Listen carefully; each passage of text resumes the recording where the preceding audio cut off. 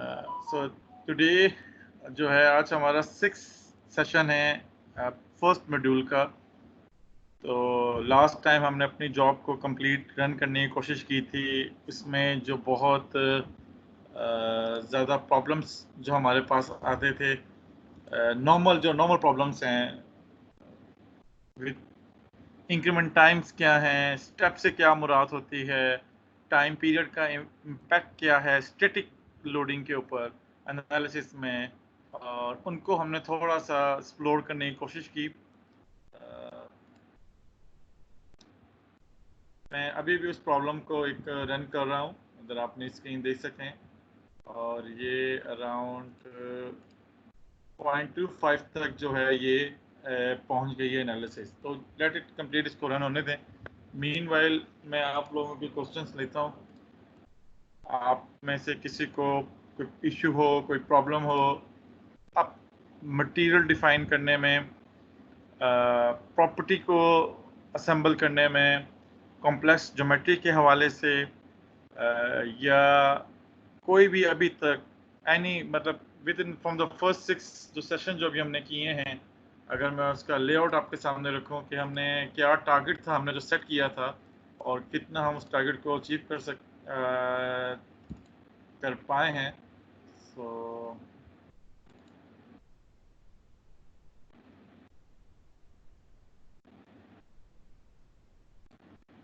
ये हमारा टारगेट था फॉर द फर्स्ट मॉड्यूल। हमें बेसिक ज्योमेट्री का हमें आइडिया हमने करना था, उसको बनाते कैसे हैं, 3D से क्या मुराद है, ट्रस से क्या मुराद है। हम असेंबली हमने उनको करने की कोशिश की। हमने देखा कि सरफेस इंटरेक्शंस क्या होती हैं, डिफरेंट बाउंड्री कंडीशंस क्या होती हैं, what about the main concept of the meshing, what about the P meshing, what is meant by the H meshing, complex geometry की मशीन्स को क्या होगा, मशीन का इफेक्ट क्या होगा। डॉक्टर मोहम्मद इकबाल के प्रेजेंटेशन मौजूद है, टीम पे शेयर भी की हुई है मैंने। आप वहाँ पे देखेंगे तो 2 पॉइंट से उनकी कर्व कितनी होती है, 6 से 8 से 20 नोट से कितना उनका कन्वर्जन जो सोल्यूशन कन्वर्ट कर रहा होता है, एफईएम जो स्टिफनेस मैट्रिसेस, फ्लेक्सिबिलिटी मैट्रिसेस जो डेवलप हो रही होती हैं behind the screen, behind the software, उन पे वो मैश के से कैसे रिलेट करती हैं। And then we discuss thoroughly about the main concept of the material properties कि हमने नॉन लीनियर को और लीनियर को हमने अलग डिफाइन करना है, चाहे वो कंक्रीट हो, चाहे वो स्टील हो।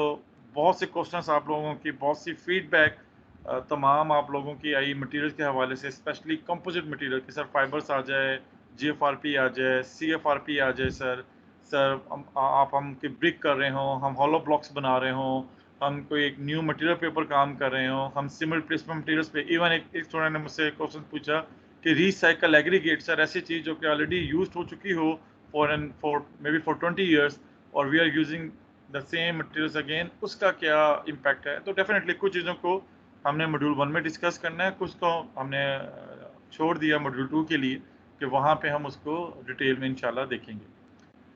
फिर history, field outputs, last time भी कुछ आप लोगों को बताई हैं, कुछ टर्मिनोलॉजीज बताई हैं, आपके साथ कुछ लिंक्स भी शेयर किए कि स्ट्रेसेस क्या होती है, स्ट्रेन क्या होती है। आज इसको थोड़ा सा फर्दर स्टेप पे लेके जाएंगे।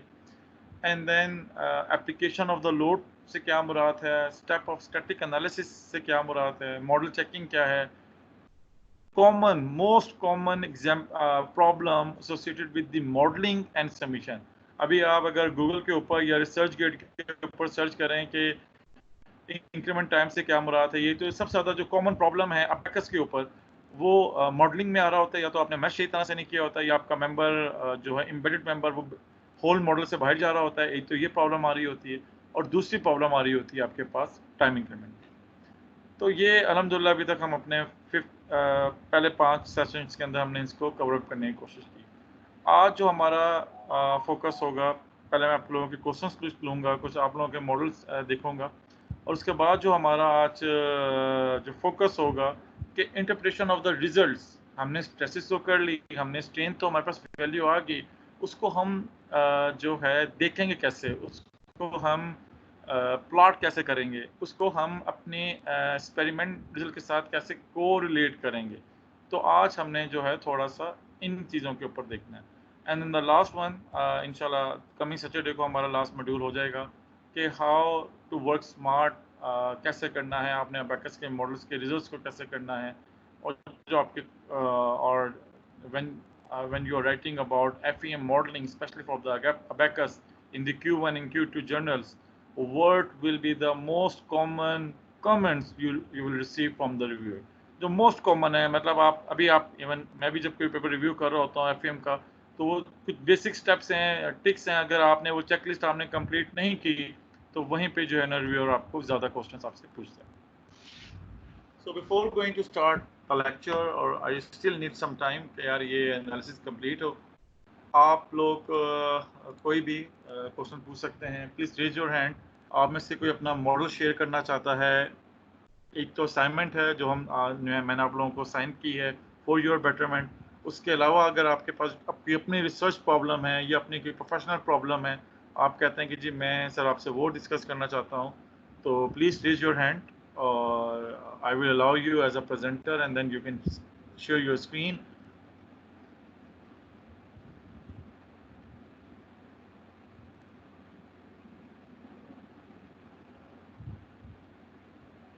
जी इमरान बच्चे. सर ये प्रॉब्लम है जो आपने असाइन किया उससे रिलेटेड है. असेंबली में मुझे थोड़ा सा इशू आ रहा है, जो मेरे मॉडल की असेंबली है, तो वो डिस्कस करना था. तो मैं अपनी स्क्रीन शेयर करूं सर आपके साथ? जी बिल्कुल, मैंने आपको प्रेजेंटर बना दिया है, आप अपनी स्क्रीन शेयर करें. पहले काइंडली पेपर शेयर कर दीजिएगा जो आपकी प्रॉब्लम से बिलोंग करता है, जो मैंने पेपर अपलोड किया था, थोड़ा सा वो बता दीजिएगा. क्योंकि देखिए आप और मैं तो प्रॉब्लम समझ रहे हैं, जो हमारे बाकी फेलोज हैं शायद वो उसको उतना अच्छा अंडरस्टैंड ना कर सकें. पहले पेपर डिस्कस कर लें कि सर ये मेरा पेपर था, ये मेरा ऑब्जेक्टिव था, एंड देन आप अपना मॉडल ओपन कर लीजिए. जी सर ये मेरा मॉडल है और ये पेपर है. ये कॉलम के ऊपर जो है ना हमने लेटरल लोड लगाया है, और उसके बाद हमने जो है वो कॉलम का जो फेलियर का जो मतलब जो रिएक्शन है हमने वो ऑब्जर्व करना है उसके बाद. ठीक है, तो मुझे इसमें इसमें एक्सियल लोड भी लग रहे हैं. आपको नजर आ रहा है सर मेरी स्क्रीन? जी बिल्कुल आ रही नज़र. सर ये एक्यूटेटर से एक्सियल लोड भी लग रहा है और ये लेटरल लोड भी लग रहा है यहाँ से. तो जो उसके ऊपर जो फ्रेमवर्क पड़ा हुआ है, मुझे इसकी असेंबली में इशू आ रहा है कि ये फ्रेमवर्क की प्रॉपर्टीज, मतलब क्योंकि अब हमें इसकी प्रॉपर्टीज तो नहीं ना पता, जो हम ऊपर लगा रहे हैं, जो आई सेक्शंस पड़े हुए हैं, और लेटरल लोड इसने किस तरीके से लगाया है. मतलब इसने फ्रेमवर्क जिस तरीके से अरेंज किया हुआ है, ये एक साइड से यूनिफॉर्मली लोड उस पर अप्लाई कर रहा है. मतलब आप देख रहे हैं जो रिस्ट्रिक्शंस आपको नजर आ रही हैं, जो नीचे रिस्ट्रिक्शन है और जो ऊपर कॉर्नर पे रिस्ट्रिक्शन है, तो ये मैं किस तरीके से अप्लाई करूंगा यहाँ पे अपने मॉडल में? अच्छा ज़रा आप और नीचे आए, इसका एक्सपेरिमेंटल पिक्चर्स इसके पास होंगी. सर एक्सपेरिमेंटल में ना उसने सिर्फ जब स्पेसिमेन जब डैमेज हो जाता है ना, उसने सिर्फ वो शेयर की हुई है. ये हैं. अच्छा उसने ये किया हुआ है, ठीक है. और इसके और अलावा ये की हुई हैं. अच्छा इसकी लो डिफ्लेक्शन कर्व दिखाएंगे मुझे.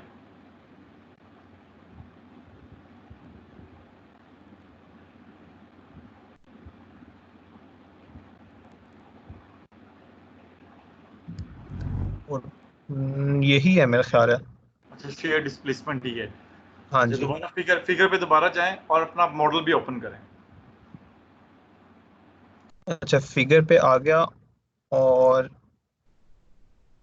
इमरान अपना जी आप मेरा मॉडल ओपन करना है आप. मॉडल नजर आ रहा है सर आपको मेरा? मॉडल नजर आ रहा है सर?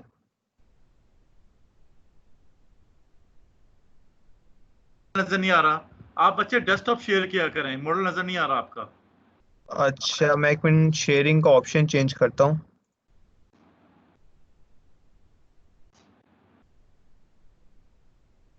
अभी नजर आ रहा है सर?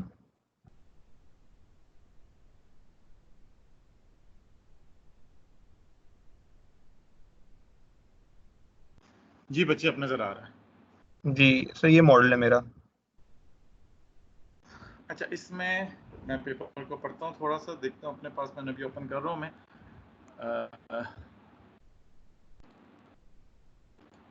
आपने इससे पहले इमरान किसी एक्सपेरिमेंटल सेटअप में आप इन्वॉल्व रहे हैं? आपको आइडिया है कि जब हम क्रोसिस्टैटिक या साइकिल लोडिंग अप्लाई कर रहे होते हैं तो हमें स्ट्रॉन्ग ग्राउंड से हम किसको कह रहे होते हैं, स्ट्रॉन्ग वन हम किसको कह रहे होते हैं? थोड़ा सा इन चीज़ों को आपको बच्चे आइडिया है थोड़ा सा? सर फिलहाल तो नहीं है, लेकिन मैं स्टडी कर लूंगा इसको अपने बिहाफ पे. Okay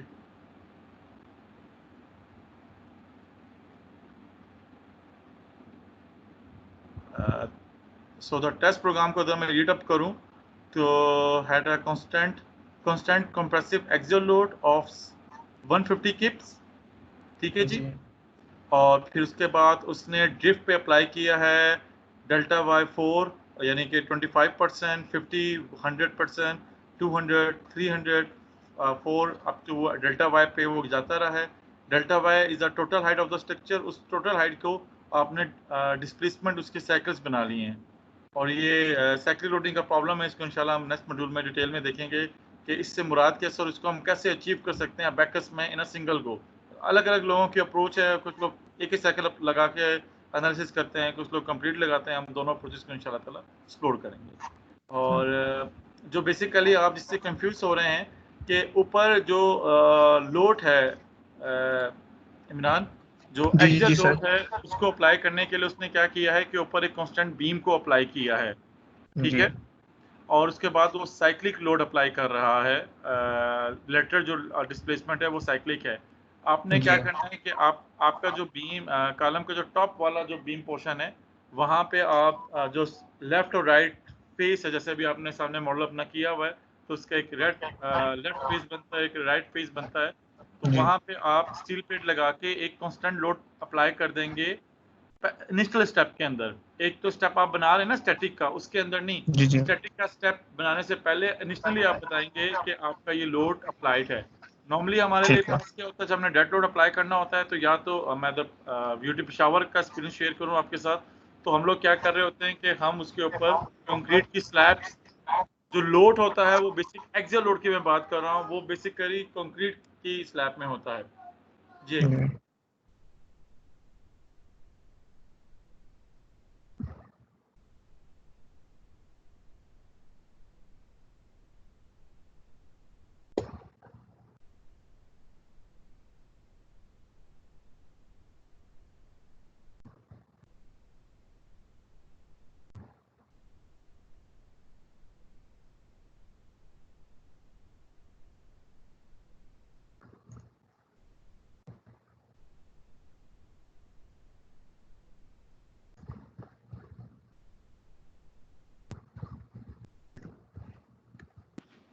sorry for the interruption. उसमें क्या कर रहा है वो कि जो लोड आपके पास लेफ्ट और राइट आपको नजर आ रहा है एक्चुएटर, वो बेसिकली एक्सियल लोड अप्लाई करना चाह रहा है वो। जी और वो आप वैसे भी अप्लाई कर सकते हैं। और उसके बाद जो आपके पास लेटरल लोड अप्लाई कर रहा है वो आपके पास अब देखना है कि वो सेंटर पे अप्लाई कर रहा है। नॉर्मली तो होता है कि at the top of the pier पे अप्लाई करते हैं। वो थोड़ा सा इसको जो है ना मुझे रीड आउट करना पड़ेगा पेपर को। मैंने इस पेपर के ऊपर पहले काम नहीं किया, ठीक है सर। ठीक है। तो आप जब भी एक्सेल कॉलम की बात करें और जब भी एक्सेल लोड की बात करें तो एक्सपेरिमेंट से हटके आपने क्या करना है कि एक्सेल लोड आपका वैसे पॉइंट लोड की सूरत में मौजूद है। रियल लाइफ ठीक में है। यूटी पिशावर में क्या प्रैक्टिस है कि वो लोग क्या करते हैं, आपके पास कंक्रीट के ब्लॉक्स होते हैं और जी लेट्स सपोज आपने 150 पाउंड्स का ना लोड अप्लाई करना है। तो आप क्या करेंगे जी, आप एक कंक्रीट का एक क्यूब बना लेंगे। कंक्रीट का एक क्यूब, उसकी density 150 pound per cubic feet होती है, वॉल्यूम जी विल बी क्यूबिक फीट। तो आपके पास कहेंगे जी टोटल लोड जो है मेरे पास 150 पाउंड है, ठीक है। ठीक है। तो हम कंक्रीट के डेड लोड, और हम क्या करते हैं पहले अपने स्पेसिमेन को खड़ा करते हैं। अब आप ये देखें कि बॉटम बेस पे आपको ये हाँ जहाँ पे भी हमने कर्जा रखा है यहाँ पे आपको स्क्रू नजर आ रहे हैं। तो बेसिकली ये जी बॉटम आपका जो बॉटम फ्लोर होता है वो फिक्स।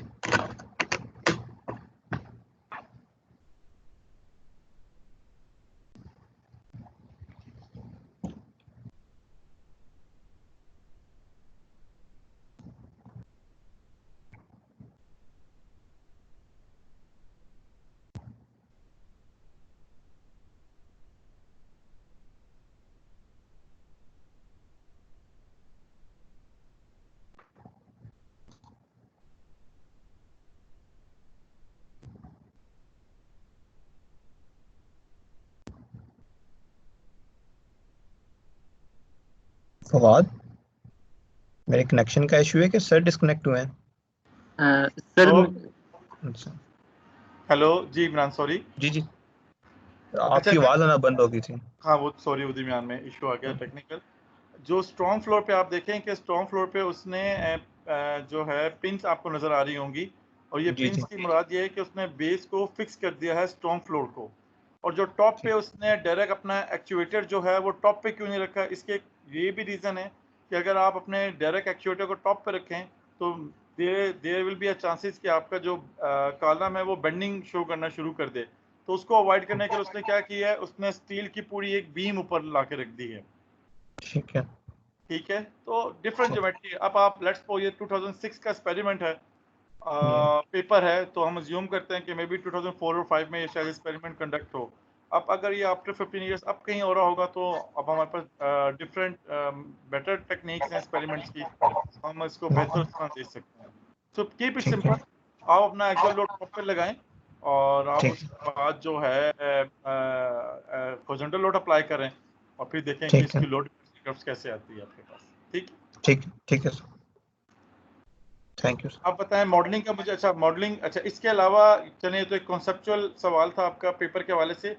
इसको मॉडल बनाते हुए है आपने, जैसे लास्ट टाइम भी मुझसे पूछा कि आपका कॉलम की विड्थ छोटी थी as compare to the base, तो वहाँ पे जी प्रॉब्लम आ रही थी। आपने वो कनेक्शन का मैंने आपको बता दिया, पार्टीशन का बता दिया, मैं अभी आपके रिंग्स भी देख रहा हूँ, आपने स्ट्रिप के अरेंजमेंट पे भी काम किया हुआ है, गुड। आपने प्लास्टिक और टॉप पोर्शन बॉटम पोर्शन पे रिंग की स्पेसिंग भी कम की हुई है।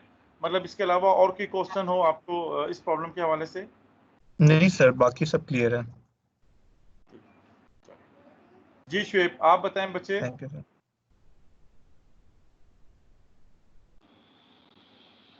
शुएब, आप अपनी स्क्रीन शेयर अस्सलाम कर वालेकुम सकते हैं सर। बच्चे। जी वालेकुम अस्सलाम वालेकुम सर। जी। सर एक सेकंड मैं स्क्रीन शेयर कर लूँ। जी जी, मैंने आपको प्रेजेंटर बना दिया, आप शेयर कर लें।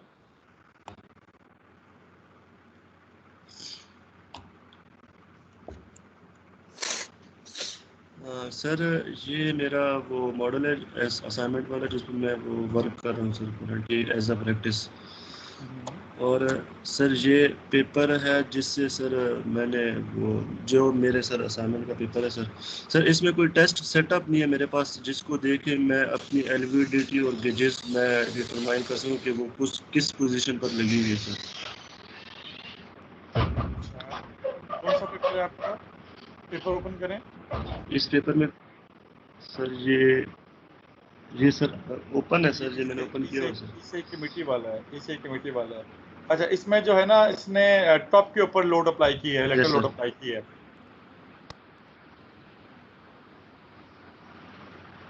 सर तो लेटरल आपका, मैंने भी सिर्फ लेटरल ही अप्लाई किया सर। ये एक सेकंड में आपको दिखाता हूँ। हाँ दिखाएं मुझे, लोड दिखाएं, लेटर लोड कैसे अप्लाई की है। और वो टॉप फेस पे जो फ्री फेस है आपका, फ्री एंड है, वहां पे उसने लेटर लोड अप्लाई किया इस पेपर के अंदर। सर मैंने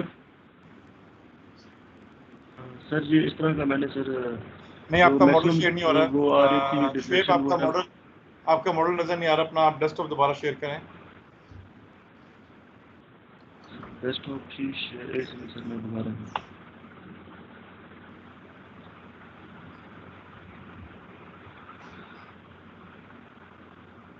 सर अब हो रहा है।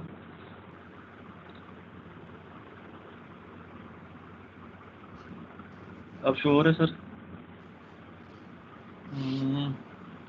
नहीं, अभी भी नहीं हो रहा। मेरे पास इधर शेयर है सर। नहीं, हमारे पास दोबारा स्क्रीन शेयर करें, आपकी बैकअप की स्क्रीन नजर नहीं आ रही हमें शुएब। एक second sir.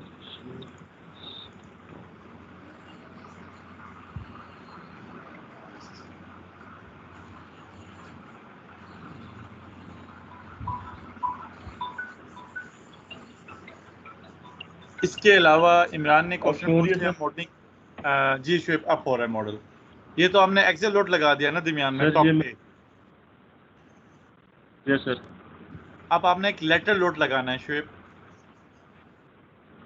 Lateral load sir मैं किस पॉइंट पर लगाऊं सर इसमें? आप जहाँ पे ये आपकी स्टील प्लेट है ना, स्टील प्लेट के बॉटम Yes, पे sir. आप लोड लगा दें आप। लेट्स सपोज मुझे कर्जर दें आप, मैं कर्जर रिक्वेस्ट कर रहा हूँ आपसे।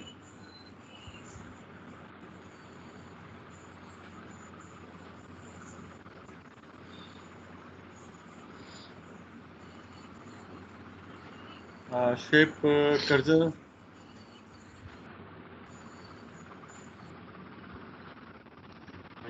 हाँ जी, ये अब जो try करें, ये sir. जी बिल्कुल, ये जो यहाँ पे शायद कुछ नेट थोड़ा सा स्लो है आज। ये जो है हमारा, ये जो पॉइंट है, यहाँ पे आप अपनी एक स्टील प्लेट और लगाएंगे इस फेस पे। जैसे ये स्टील प्लेट आपके टॉप पे है ना, इसको आप मूव रोटेट करके Yes, sir. समझें आपने स्टील प्लेट यहाँ पे लगा दी है। Yes, sir.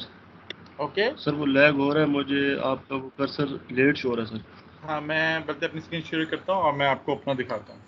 ठीक है, आप ठीक है, शेयर अपनी स्क्रीन बंद कर दें, मैं आपको बताता हूँ हमने इस पर क्या करना है। Yes sir, thank you sir. ठीक है।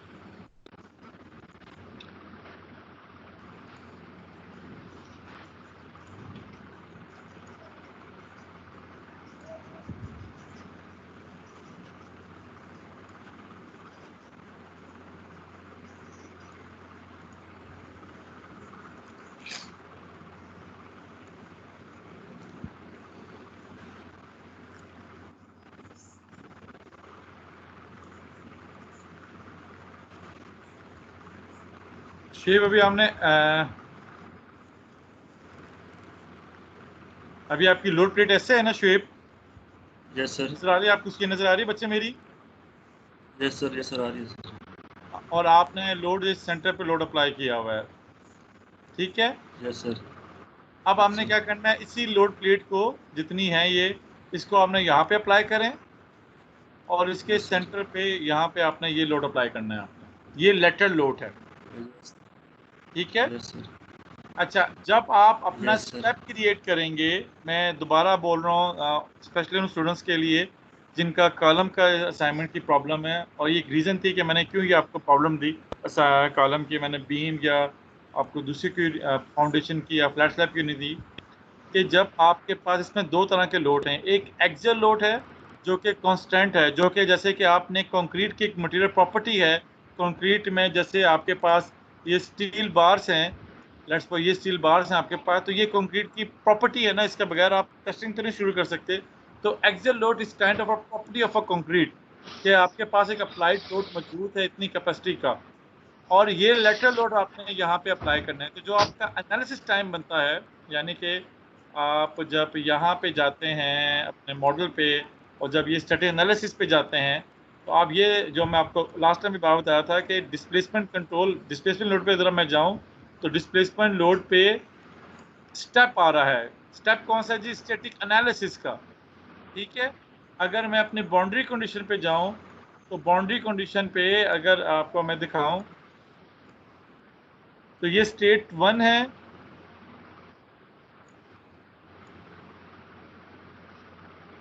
तो ये स्टैटिक पे अंदर अप्लाई हुआ हुआ है आपके पास, ठीक है। इसी तरह जब आप एक्सेल लोड करते हैं, आपको मैं बल्कि कॉलम चलिए आप हो जाए एनालिसिस, चलें मैं इस एनालिसिस के बाद ना आपको अपना एक कॉलम भी दिखाता हूँ मैं ओपन करके, ठीक है। अभी हम इस एनालिसिस को मैं डिस्कस करना चाहता, तो शायद उसमें ज़्यादा आपको क्लियर और प्रॉब्लम के मैं आपसे क्या करना चाह रहा हूँ। तो basically axial should be defined in the initial step, not in the analysis step. सिर्फ एक ये जो कहना समझाना चाह रहा हूँ कि एक्सियल लोड है या कोई भी ऐसा लोड जो कि टाइम डिपेंडेंट नहीं है, एनालिसिस हो या ना हो वो लोड अप्लाइड है अपनी फुल कैपेसिटी के साथ, उसको आपने अप्लाई करना होता है इनिशियल स्टेप के अंदर, ना कि एनालिसिस स्टेप के अंदर। तो ये चीज़ का ध्यान रखना है आपको, ठीक है। ये अभी फिर इंशाल्लाह ये होता है तो मैं अपने इस मॉडल के बाद जो आपके साथ में मैं वो भी डिस्कस करता हूँ, कॉलम की भी आपसे अपना मॉडल शेयर करता हूँ मैं आपसे, ठीक है। शायद ये वाला कॉलम मैंने बनाया हुआ है, मैं शेयर करता हूँ, ठीक है जी। Thank you sir. सर अस्सलाम वालेकुम। जी बच्चे, वालेकुम सलाम। सर आपसे ये पूछना था, ये जो इमरान भाई का जो मॉडल था, इसका भी सर अगर आप इसी तरह ये एनोटेट करके बता दें कि इसमें ये जो हॉरिजॉन्टल लोडिंग होगी ये किस तरह लगेगी सर? अच्छा, आप जो इमरान ने क्वेश्चंस किया था उसका क्या था कि इमरान का ये एक कॉलम था, ठीक है गुलाम हुसैन, बिल्कुल सर। और और ऊपर ऊपर और नीचे दोनों बीम्स हैं। ये एक स्ट्रॉन्ग बीम थी, जी लोड सर। बीम कह लें आप इसको,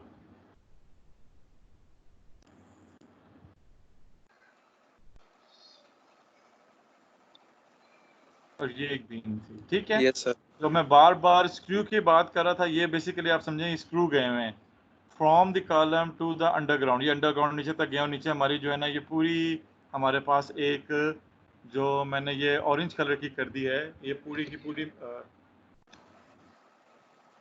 मतलब ये फिक्स्ड है सर। ये पूरा का पूरा नीचे से फिक्स्ड है, ठीक है। ठीक है सर। ये समझे हमारा ग्राउंड फ्लोर है, ग्राउंड स्ट्रॉन्ग ग्राउंड है आपके पास। तो बेस फिक्स्ड है, बेस फिक्स करने का मकसद है कि नीचे से रोटेट ना हो, ठीक है जी। ठीक है सर। अब हम करते हैं क्या है, एक्चुअल लाइफ में हम अपनी बेस को, अपने कॉलम को और अपने टॉप को जहाँ पे हमने लोड अप्लाई करना है, इसको हम साथ हमने कास्ट किया हुआ है। यहाँ पे देखें अभी इमरान के उसमें मॉडल में, तो यहाँ पे रिंग्स की स्पेसिंग बहुत कम थी यहाँ पे, जिसकी ज़रूरत नहीं थी हमें। हमने हमने हमें पता है कि हमारा जो फेलियर है, यहाँ पे रिंग्स की स्पेसिंग इस तरह थी, इसी तरह नीचे भी रिंग की स्पेसिंग इस तरह थी, बहुत क्लोज थी एज कम्पेयर टू यहाँ पे रिंग की स्पेसिंग वाइड थी। हमारा पॉइंट ऑफ जो इन्वेस्टिगेशन है गुलाम, वो हमारा पॉइंट ऑफ इन्वेस्टिगेशन ये कॉलम है, ना जी कि सर। ये टॉप बीम है, ना कि बॉटम बीम है। तो इन्वेस्टिगेशन पॉइंट आपके पास ये है, ठीक है जी। ठीक है सर। तो सर इस जॉइंट वाले सेक्शंस में रिंग्स देने की जरूरत थी? मैं आपको बताता हूँ, एक मिनट मैं कंप्लीट कर लूँ फिर आपके सामने क्वेश्चन पूछता हूँ मैं। तो जब हम इसको कास्ट कर रहे थे, तो कास्टिंग करने के लिए हमने अपने स्टील को यूँ थ्रू आउट भी किया, हमने इसको लैप भी किया, हमने इसको बीम को भी, यहाँ पे बीम में भी हमारे पास रिंग्स मौजूद थे, ताकि ये इतना स्ट्रॉन्ग हो, इतना रिजिड हो कि अप्लाइड लोड, अगर हम लेटरल लोड अप्लाई कर रहे हैं तो आपको इसके ऊपर इम्पैक्ट ना पड़े, ठीक है जी। ये तो बात होगी एक्सपेरिमेंटल सेटअप की रिक्वायरमेंट्स। अच्छा, अभी हमने क्यों की है, ये हमने इसलिए किया है कि लेट्स सपोज अगर मेरे पास ये बेस ना हो और मैं सीधा एक कॉलम को बना के ले आऊँ, तो कॉलम को मैं बना के तो मैं ले आऊँगा, लेकिन मैं कॉलम को खड़ा कैसे करूँगा? कॉलम को तो ठीक। मैं जैसे ही खड़ा करूँगा, उसके ऊपर जैसे ही मैं लोड अप्लाई करूँगा, तो कॉलम का तो सरफेस एरिया बहुत स्मॉल है, तो जैसे ही मैं लोड अप्लाई करूँगा तो मे बी ये बकल हो जाए या मे बी स्लिप हो जाए। हमने एक्सपेरिमेंट शुरू किया, आप देखें स्टडीज में कि ये कॉलम है, जैसे आपने लोड अप्लाई किया है तो पंच कॉलम भी हो सकता है सर? ये नहीं, स्लिप हो गया कॉलम, क्योंकि आपकी सपोर्ट कंडीशन नहीं है ना नीचे कोई आपके पास, ठीक बेस ठीक है नहीं है सर। ना आपके पास, ठीक है। तो ठीक। ये एक्सपेरिमेंटल प्रॉब्लम्स हैं, लिमिटेशंस हैं लैब की। अब मैंने इसका एफएम बनाना है, ठीक है। अब एक मेरे पास एफएम है कि मैं इसका एफएम जितना डिटेल में बनाऊं, मेहनत करके बनाऊं, मतलब मैं भी इमरान को डिस्कस नहीं करना चाह रहा था, लेकिन आपने सवाल पूछा तो मैं इस तरफ आ गया हूं। तो अब अगर मैंने ये मॉडल बनाना होता ना, तो मैं ना ये टॉप प्लेट बनाता, ना मैं ये बेस प्लेट बनाता। क्यों? अब आप मुझसे पूछें सर क्यों नहीं बनाते आप? क्यों क्योंकि सर? हमारा ये पॉइंट ऑफ इन्वेस्टिगेशन है ही नहीं। मैं क्या करता, अपना सीधा सीधा कॉलम खड़ा करता और कॉलम जी। का बॉटम मैं फिक्स कर देता, मेरे पास फिक्स पोर्ट है बैकस में, ठीक है। ठीक। ठीक है। और फवाद, ये सर। फवाद काइंडली अपना बैकस का मॉडल खोले ना, विद कैप और विदाउट कैप वाला। ठीक है सर। मैं ठीक है, इतनी देर मैं इसको कंप्लीट करता हूँ, फिर मैं आपको राइट देता हूँ, फिर आप क्योंकि आप समझ रहे हैं मैं इनको क्या बात समझाना चाह रहा हूँ। इनको जब आइडिया होगा कि विद कैप और विदाउट कैप से क्या मुराद है और उसके एनालिसिस में क्या इम्पैक्ट पड़ता है, ये आपकी जब मॉडल देखेंगे ना दोनों, तो पहले वो मोहम्मद अलचवानी का थीसिस दिखा दीजिएगा आप इनको, कैप और विदाउट कैप, और फिर अपने दोनों मॉडल दिखा दें और फिर उनका एनालिसिस दिखा दीजिएगा। मीनवाइल मैं डिस्कशन कंप्लीट करता हूँ, ठीक है फवाद? जी सर। अच्छा, अब अगर मैं होता तो मैं, या जैसे फवाद ने अभी हमने मॉडल की, हमने प्रैक्टिस भी की, आप भी कर सकते हैं कि ना मैं टॉप बनाता ना मैं बॉटम बनाता, मैं सीधा सीधा ये वाला फेस बनाता। इसका कलर चेंज करते हैं थोड़ा सा, सर अभी ये तो वाला हमने इतना टाइम लगा के बना भी लिया सर। कोई बात नहीं, प्रैक्टिस है। अब अभी पहले आपको क्या बताऊंगा सर? अभी मैं कहूँगा हमने करना क्या है इसके साथ। जी सर। तो ये एक बॉटम आपका आता है, ये फिक्स हो जाता है, और ये आपके पास टॉप होता है। अब टॉप पे आप देखें उसने क्या किया, उसका एक हाइड्रोलिक एक्चुएटर यहाँ पे है, एक हाइड्रोलिक एक्चुएटर यहाँ पे है, ठीक है। यस। और ये उसकी पूरी बीम है। वो उसने हमें लोड भी बता दिया कि उसने कितना लोड लगाया। अगर मैं पेपर खोलूं तो जी ये उसने लोड लगाया है 150 सर किप्स का। बिल्कुल सर। ठीक है जी। अब ये 150 किप्स का लोड चाहे in a form of UDL लगाए, चाहे in a form of 2 hydraulic reactor 75 लगाए, वो ये कहता है कि भैया टोटल जो लोड होना है ना वो 150 किप्स होना है, बस कहानी खत्म है। और ये एक्सियल होना है, लेटरल लोड नहीं है आपके पास, लेटर की अलग कहानी है। अब एक्सियल लोड है, जैसे यहाँ पे वो आया, यहाँ पे भी उसने एक्सियल लोड बताए। तो अब आप हम गए, हमने टॉप पॉइंट पे जाके, जैसे अभी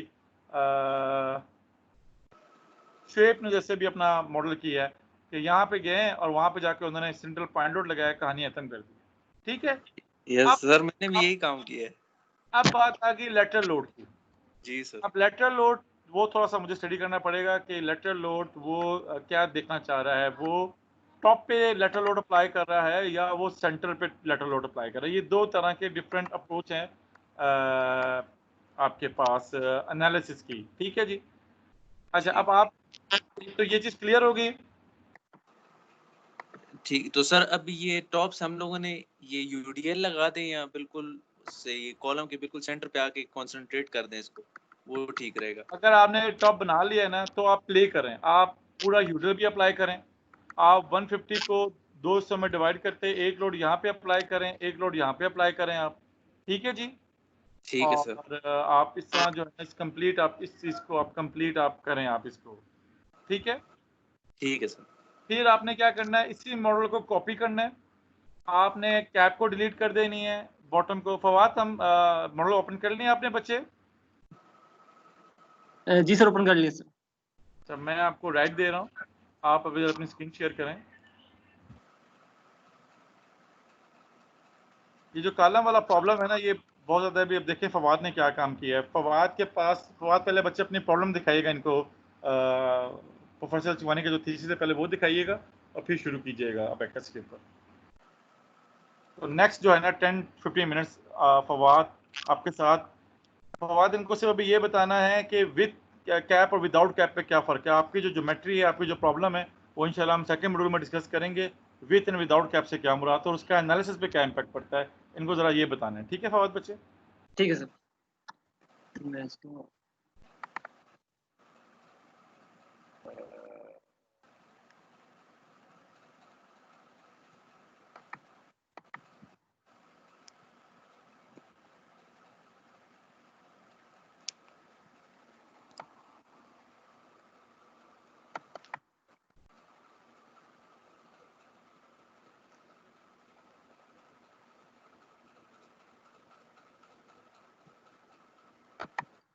सर अभी वर्ड फाइल ओपन नहीं हो रही, मैं मॉडलिंग पे आता हूँ सर। अच्छा, इसमें हमारे पास जो कॉलम था, इसमें हम जो एक्सपेरिमेंटल ज्योमेट्री थी उसमें इन्होंने ये इसका एक्सपेरिमेंटल जो university of western Australia Australia में कंडक्ट हुआ है, तो उन्होंने वहाँ पर जो असेंबली यूज की थी उसमें इन्होंने टॉप पर कॉलम कैप दी है, टॉप और बॉटम पर कॉलम पे, ताकि जो इसका फेलियर हो वो इन बिटवीन कॉलम कैप हो इसकी। फवाद भाई, इन बिटवीन का मतलब फवाद, जो इसको पहले थीसिस एक्सपेरिमेंटल दिखाए ना, एक्सपेरिमेंटल तस्वीरें दिखाएं पहले थीसिस से। सर मैं वो ओपन कर रहा हूँ, वो ओपन नहीं हो रही। ओपन नहीं हो रहा। प्रेजेंटेशन दिखाते हैं स्टूडेंट की प्रेजेंटेशन पड़ी, वो ओपन कर लें। होता है सम टाइम प्रॉब्लम होती है, वो नहीं हो रहा होता, नो इशू। हाँ, ये करिए, दिखा लें।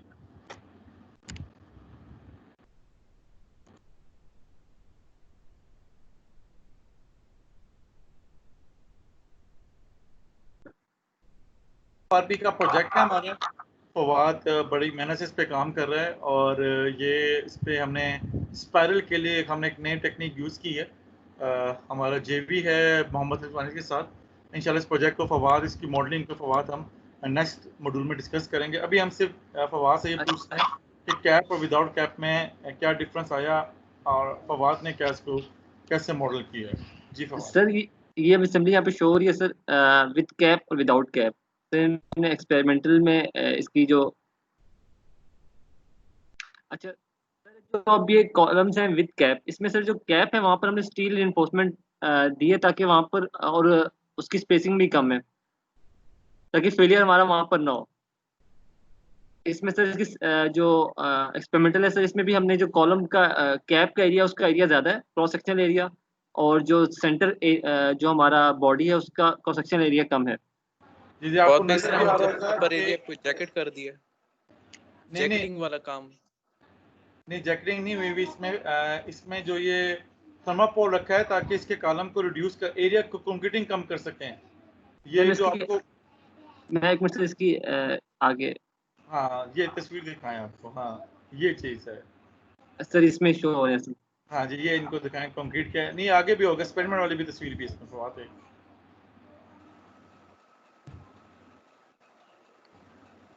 सर इसमें एक्सपेरिमेंटल हो सकता,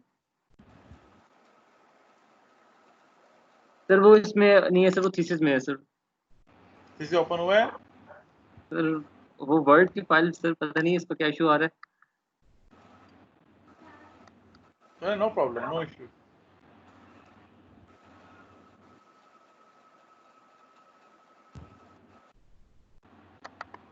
ब्लेड वाले से ओपन कर लें, सर दोनों में ब्लेड वाले, ठीक है सर। हाँ ब्लेड से ओपन कर लें या टॉम से ओपन कर लें।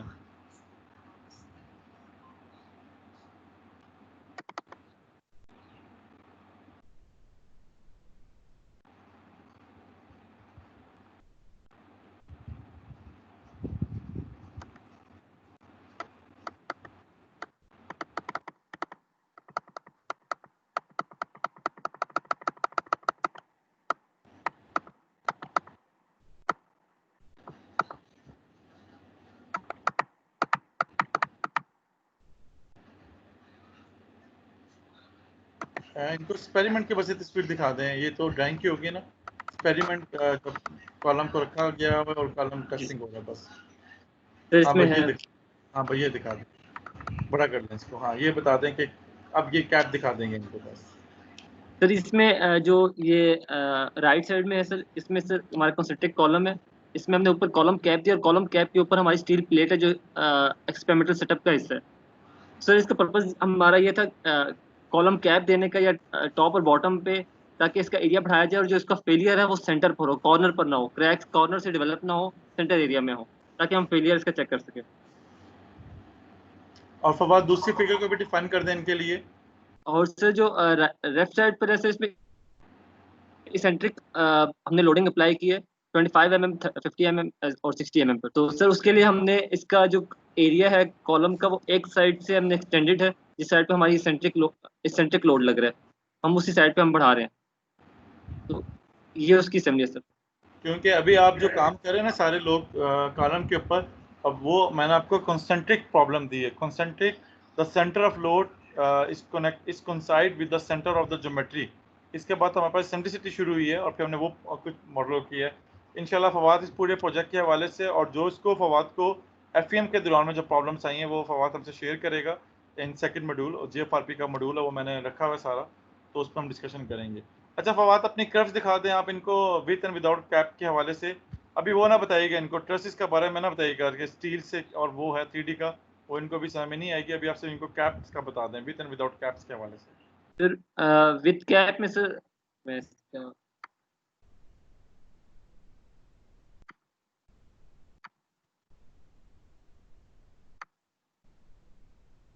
जहां हमारे पास ये ऑप्शन ना हो कि हम टॉप पे बेस दे सकें या बॉटम पे बेस दे सकें, वहां पे हम कॉलम के टॉप एंड बॉटम पे कॉलर भी प्रोवाइड करते हैं। स्टील की गेज होती है वो हम अप्लाई करते हैं एज अ कॉलर, ताकि कॉलम जो है वो टॉप एंड बॉटम से फेड ना करे, कॉलम मिडिल पोर्शन से फेड करे। सर आप ड्रॉप पैनल की बात कर रहे हैं? बेटा कॉलर की बात कर रहा हूँ, कॉलर की। अभी आप कॉलम पे रहें, अभी आप फ्लैट स्लैब पे ना जाएं, अभी मैं सिर्फ कॉलम पे ही हूँ। सर इसमें अभी ये हमने इसमें जो हमारी रिइंफोर्समेंट है उसको हमने 3D लिया है बेस फीचर में, जो हमारी लॉन्जिट्यूडनल बार्स हैं और जो हमारी मेशिंग है, जो स्टिरअप्स है, लेटरल रिइंफोर्समेंट है उसमें सर इसका जो ये फर्स्ट में है सर, इसकी 5 एंगल्स डायलेशन एंगल्स के साथ, इसकी वेरिएशन के साथ सर इसका एक ग्राफ है सर। डायलेशन एंगल की वैल्यू चेंज की है sir, 30 32 degree 34 36 38 from the literature, जो लिटरेचर से मिल रही थी, ऐसे ही फवाद। Yes sir. और सर देन इसकी विस्कोसिटी के साथ सर 5 वैल्यूज हमने चेंज की हैं और उसके साथ साथ इसका बिहेवियर चेक किया है। जितनी विस्कोसिटी की वैल्यू कम होगी उतना हमारा जो कर्व होगी वो क्लोज होगी एक्सपेरिमेंटल से के करीब, और जितना हमारा विस्कोसिटी की वैल्यू ज़्यादा रखेंगे तो हमारे एक तो जो मॉडलिंग का एनालिसिस टाइम है वो कम होता जाएगा, लेकिन वो कर्व जो है वो स्ट्रेट होती जाएगी, ज़्यादा वो बेंड नहीं होगी।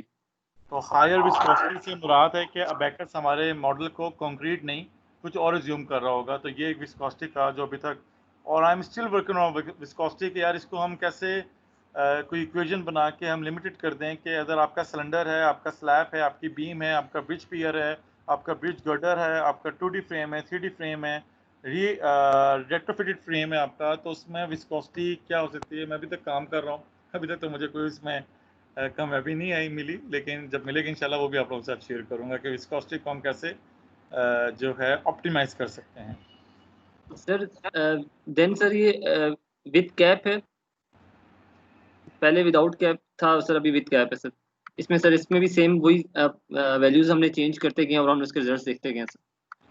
Thank you Fawad, thank you so much. Clear हो गया शुएब और बाकी बच्चे जो आप इवन गुलाम हुसैन आप जो पूछ रहे थे बच्चे, क्लियर हो गया कि कैप और अनकैप से क्या मुराद है और हम कैसे इसको प्रोसीड कर सकते हैं? सर मैं मॉडल डिफरेंस दिखा दूं सर? क्या है सर? डिफरेंस कभी भी नहीं समझ आई सर, तो मतलब विद कैप और विदाउट कैप में डिफरेंस क्या है? शुएब बताएं, फवाद बताएं, जवाब दें। सर ये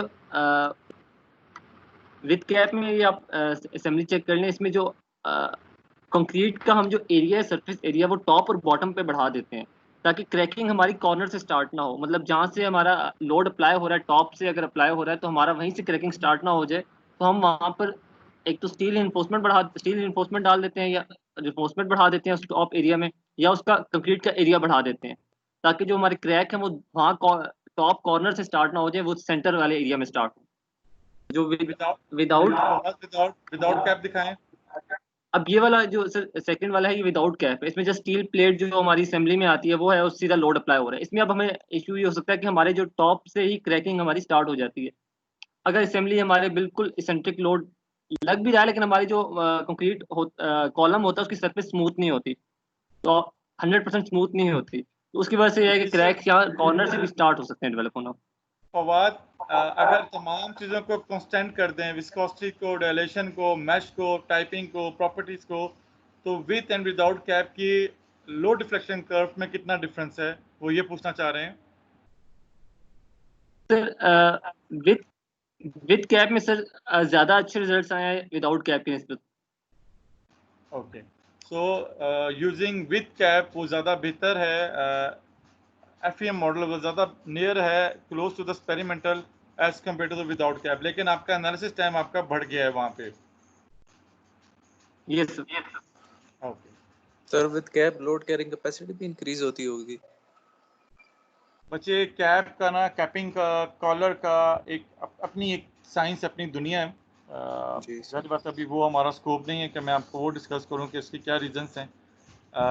बीम कॉलम जॉइंट के ऊपर क्यों इतनी स्टडी होती है, डेफिनेटली वो अभी हमारा स्कोप ऑफ वर्क नहीं है आज, लेकिन इंशाल्लाह उसके ऊपर डिस्कशन करेंगे हम क्यों हम कर रहे हैं। आज की तो ऑलरेडी एक हमारे खास गुजर चुका है, तो मैं चाह रहा हूँ कि मैं थोड़ा सा आपको स्ट्रेसेस के हवाले से बता दूँ। ठीक है सर।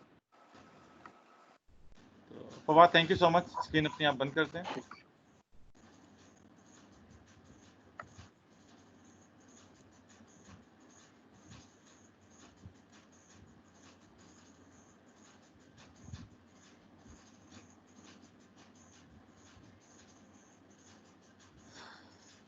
अच्छा जी, ये हमारा एनालिसिस एक रन हो रहा है, इसको मैं स्टॉप कर देता हूँ। ये अराउंड पॉइंट अभी देखें कि लास्ट टाइम ये वही एग्जैक्टली वही मॉडल है M2, उसमें कोई चीज़ चेंज नहीं की गई विस्कोसिटी के अलावा, और अब जो है ये मॉडल हमारा 0.79 तक पहुंच गया है। 0.79 तक ये क्या मतलब है? 0.79 का मतलब है जो लास्ट टाइम हमने डिस्कस किया था, 8 मिलीमीटर का हमने लोड अप्लाई किया हुआ है इंटू 0.79, यानी कि हमने 6.32 मिलीमीटर अचीव कर लिया। और अगर मैं इसको रन करता रहूँ तो ये पूरा मॉडल रन हो जाएगा, लेकिन मैं due to limitation of time मैं इसको स्टॉप कर रहा हूँ यहाँ पे। ठीक है, अब स्टॉप कैसे करना है आप? सर स्क्रीन नहीं शो हो रही सर। ओहो सॉरी।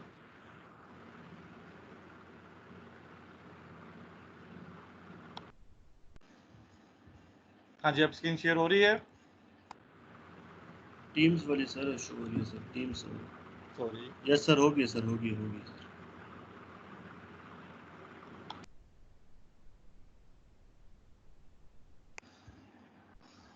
ये पॉइंट 8 तक हमारा एनालिसिस डन हो गया है, ठीक है जी। ये वही सेम प्रॉब्लम है जो हम लास्ट टाइम रन करने की कोशिश कर रहे थे, ठीक है जी।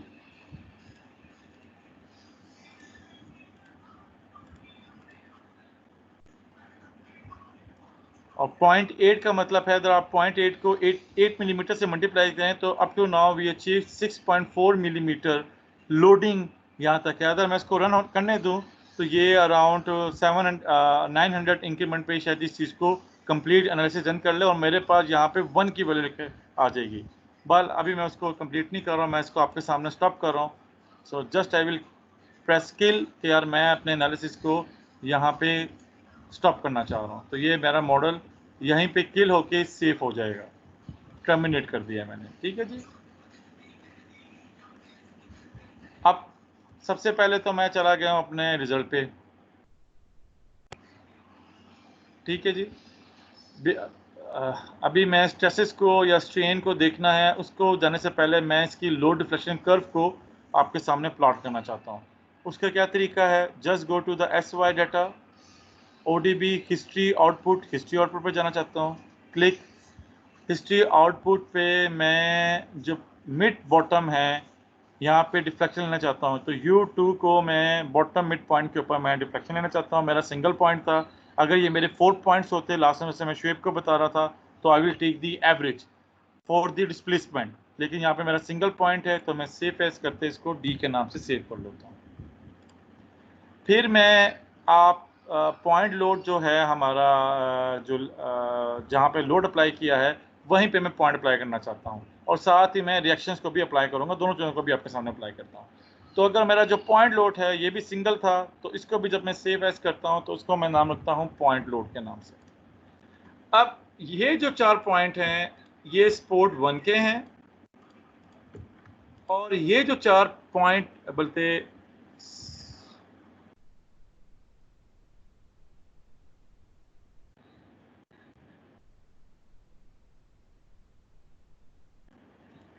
7 पॉइंट्स हैं 2 4 6, तो ये जो 14 पॉइंट्स हैं ये स्पोर्ट्स के हैं। इनको मैं जब सेफ एज करता हूं तो फोर्स को हमेशा आपने सम अप करना है और इसका नाम मैं रखता हूं रिएक्शन लोड, ठीक है जी। मेरा होना क्या चाहिए जी, मेरा रिएक्शन लोड और मेरा जो है अप्लाइड लोड वो बराबर होने चाहिए, उनकी लोड डिफ्लेक्शन कर्व मतलब बराबर होने चाहिए। ये अब मैं अगर प्लॉटिंग करूं आपके सामने तो ये डेप्थ है, यानी कि मेरे पास 0 से -6 मिलीमीटर तक मैं गया हूं और हमने टाइम भी देखा था 0.8 तक पहुंचा था, 6.4 ही हो रहा है, ज़्यादा ही हो रहा है और ये लीनियर है। एक तो हमें यहाँ पे चीज़ें पता चल रही हैं। तो उसने 0 से स्टार्ट किया, -0.6 मिलीमीटर तक आया, कितने टाइम पे, कितने सेकंड्स पे, 0.8 सेकंड्स के अंदर अंदर। अभी हमारा टाइम पीरियड कंप्लीट नहीं हुआ। आप कहेंगे सर हमें तो 2 घंटे लग गए हैं, इसको तो 0.8 सेकंड्स हैं। The time period something else, the analysis time is something else, confuse नहीं होना है। एक तो ये चीज है। दूसरी, ये मेरे पास है पॉइंट लोड। आप अगर पॉइंट लोड को देखें तो इसका टाइम पीरियड भी वही है 0.8, लेकिन टाइम लोड मैक्सिमम कितना है, अराउंड -0.3 न्यूटन इंटू 10 की पावर 6, और अगर मैं दूसरे लफ्जों में बात करूं तो 3000 न्यूटन शायद मेरे पास ये बन जाता है, 3000 किलो न्यूटन मेरे पास ये बन जाता है पॉइंट, ठीक है जी। और इसी तरह रिएक्शन की भी बात करें तो रिएक्शन भी इक्वल है मेरे पास। पॉइंट लोड चुनाचा R2 मैंने डाउनवर्ड लगाया था तो वो नेगेटिव वैल्यू है और ये रिएक्शन मेरा पॉजिटिव है, अपवर्ड है। तो ये रिएक्शन की वैल्यू, मैक्सिमम वैल्यू देखें यहाँ पे 0.25 into E6 equal to opposite direction of -0.25 into 10 E की पावर 6। तो जितना लोड है उतना रिएक्शन है। अगर ये चीज सही आ रही है दैट्स मीन मेरी स्पोर्ट कंडीशन बिल्कुल ठीक है, ठीक है जी। अब मैं क्या करता हूं, अब मैं जाके इस कर्व को प्लॉट कर रहा हूं। प्लॉट कैसे करता हूं मैं, लोड डिफ्लेक्शंस को कंबाइन करता हूं, operate on XY data, operate on XY data, continuous कर दिया, कंबाइन ढूंढना है मैंने यहाँ पे, मैं दो पैरामीटर्स को कंबाइन करना चाहता हूँ। मैं किसी एक पैरामीटर्स को एब्सोल्यूट नहीं लेना चाहता, ए साइन नहीं लेना चाहता, कोसाइन नहीं लेना चाहता, करंट नहीं लेना चाहता, इंटरप्रेटेड नहीं लेना चाहता, लॉग, ये मैं चीज़ें अभी नहीं मेरी जो हैं पॉइंट ऑफ जो है इन्वेस्टिगेशन नहीं है। मेरा पॉइंट ऑफ इंटरेस्ट है वो कंबाइन है। किसको कंबाइन करना है जी? डिस्प्लेसमेंट को। डिस्प्लेसमेंट तो मेरे पास डाउनवर्ड आ रही थी, मैं तो पॉजिटिव डिस्प्लेसमेंट चाहता हूँ, तो उसको मैं माइनस से मल्टीप्लाई कर दूंगा। फिर जी मैं किसको करना चाहता हूँ? या तो अब मैं रिएक्शन लूँ, एक दफा मैं रिएक्शन लेता हूँ और एक दफा मैं लोड लेता हूँ, दोनों को आपके सामने प्लॉट करता हूँ मैं, ठीक है जी। पहले मैं पॉइंट लोड ले रहा हूँ। पॉइंट लोड जो है मेरा डाउनवर्ड है,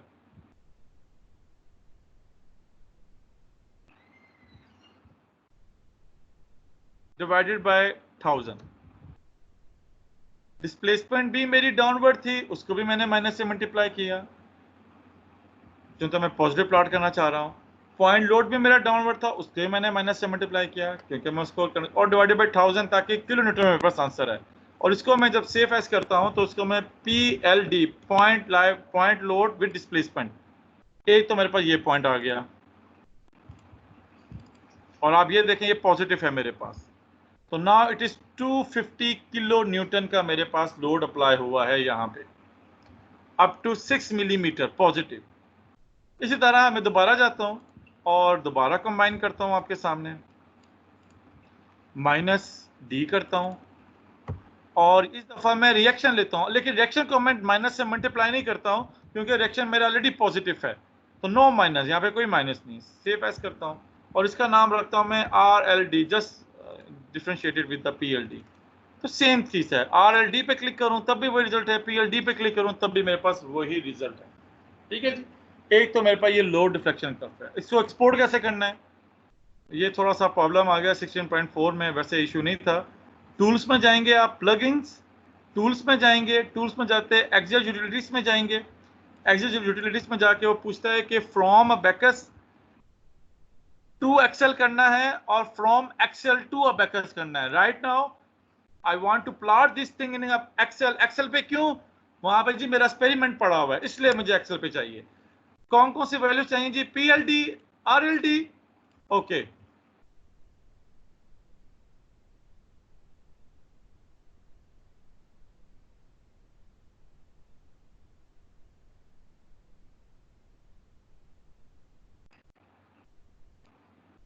तो जी ये PLD और RLD मेरे पास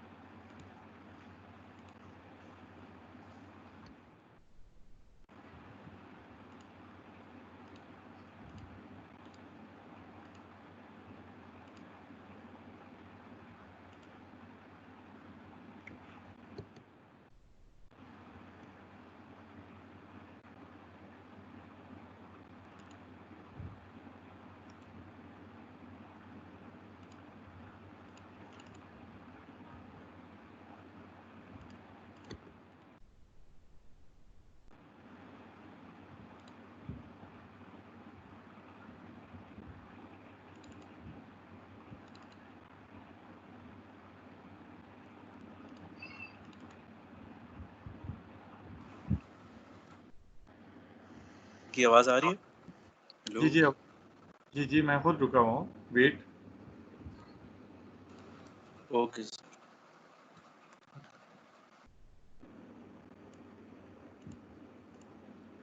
यार मैं भी बोल बोल के थक जाता हूँ यार।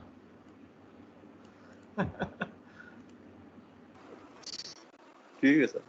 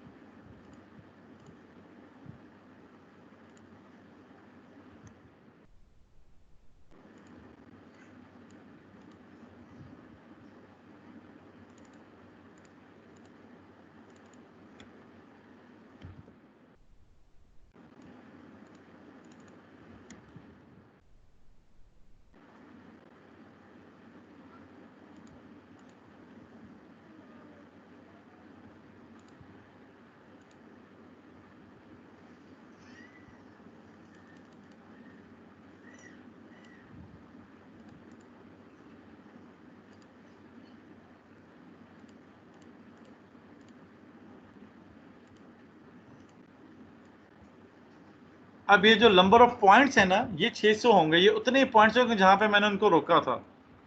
अराउंड 638 है, कुछ ऊपर प्लस माइनस है 634, ये उतने ही नंबर ऑफ पॉइंट्स हैं। इसको मैं और जगह से भी चेक करना बताता हूँ आपको ये क्या है। तो हमने क्या किया था, हमने 1 मिनट्स को 1000 स्टेप्स में अज्यूम करें डिवाइड कर लेते, और अभी तक हमने 1000 में से सिर्फ 600 650 स्टेप्स को रन किया है, ऑलमोस्ट रफली।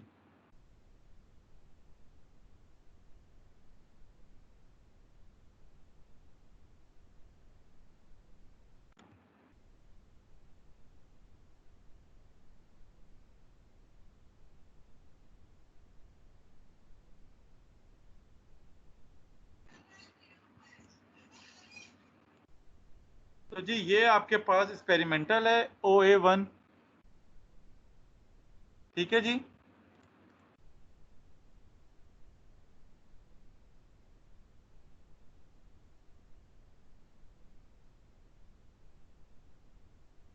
असल में मैंने अब काफ़ी अरसे से जो है ना मैटलैब एक्सेल यूज़ करना ही छोड़ दिया है।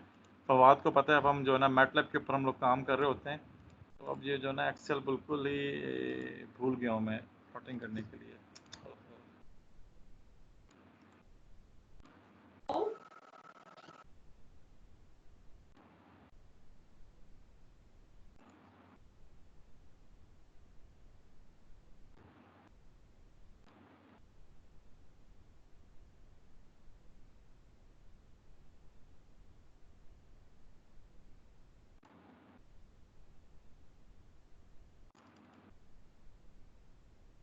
तो ये जो ब्लैक लाइन है, ये बेसिकली आपके पास एक्सपेरिमेंटल लाइन है, लोड डिफ्लेक्शन कर्व। और जो आपके पास ये ऑरेंज है या ब्लू है, इनमें से जो ब्लू है वो पॉइंट लोड है, यानी कि जब हमने पॉइंट लोड लगाया है, और जो ऑरेंज डॉटेड लाइन आ रही है वो basically reaction load deflection curve आ रही है। सो अप टू नाउ अगर मैं देखूं तो मेरा एनालिसिस और मेरा एक्सपेरिमेंटल और FEM बड़े क्लोज हैं एक दूसरे से। मैंने अभी कंप्लीट रन नहीं किया, अगर मैं कंप्लीट रन करूंगा अप टू 8 मिलीमीटर तक, तो शायद मेरे पास ये इसी तरह का रिस्पॉन्स मेरे पास आ रहा हो। तो अभी तक मेरे पास ये ठीक है। अगर मेरा ये पीक डाउनवर्ड है, जूम करें मैं यहाँ तक चला गया हूँ जहाँ तक मैं अपने कर्सर को मूव कर रहा हूँ, then I will increase my viscosity. Viscosity को आप देखें इंक्रीज करेंगे तो ये आपकी कर्व ऊपर चली जाएगी। लेकिन विस्कोसिटी को ज़्यादा इंक्रीज करने से नुकसान क्या होता है कि आपका लीनियर रीजन डिस्टर्ब हो जाता है। तो ये कुछ चीज़ें हैं जिनके साथ अभी आपने प्ले करना है। अच्छा जी, एक तो ये आपके पास एक्सप्लोर आ गया, आपके पास ये चीज़ है। अब हमें अपने एक्सपेरिमेंट को हमने कैसे जो है कोरिलेट करना है। तो चलें, ये हमारे पास उसने OA2 का फेलियर है, OA1 का उसने फेलियर शो नहीं किया, क्रैक पैटर्न्स। अब मैं आपको ये बताता हूँ कि हमने उसको कैसे करना है।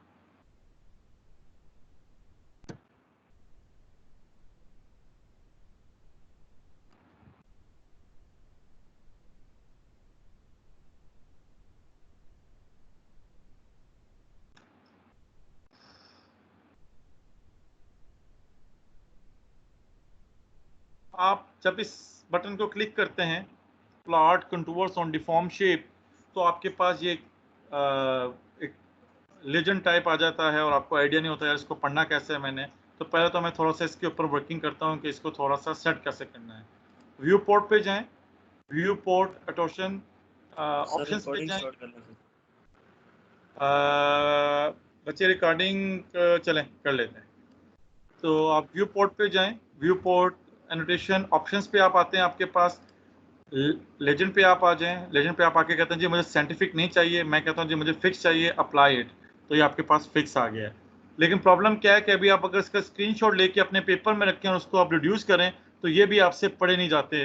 तो just increase the size. Font size पे आप जाएं, 8 के बजाय आपके पास 14 आ गया। ये आपके पास स्क्रीनशॉट बड़ा हो गया आपके पास। अब आपको एक ही चीज़ नज़र आ रही है स्ट्रेसेस की।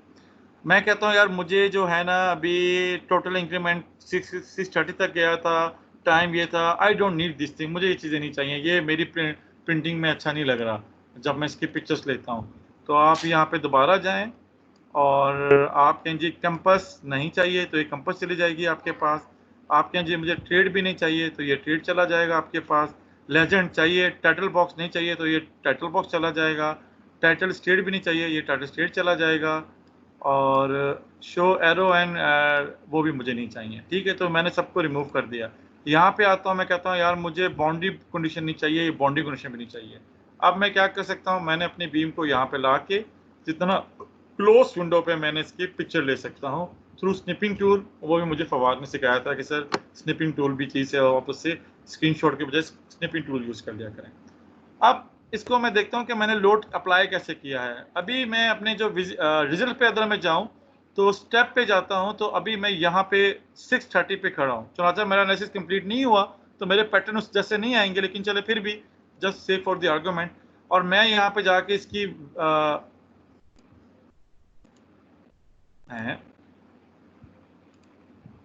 सॉरी, अब मैं यहाँ पे जाके जब लोड अप्लाई करता हूँ तो ये मेरे पास लोड अप्लाई हो रहा है और यहाँ पे ये स्ट्रेसेस मेरे पास जनरेट हो रही हैं।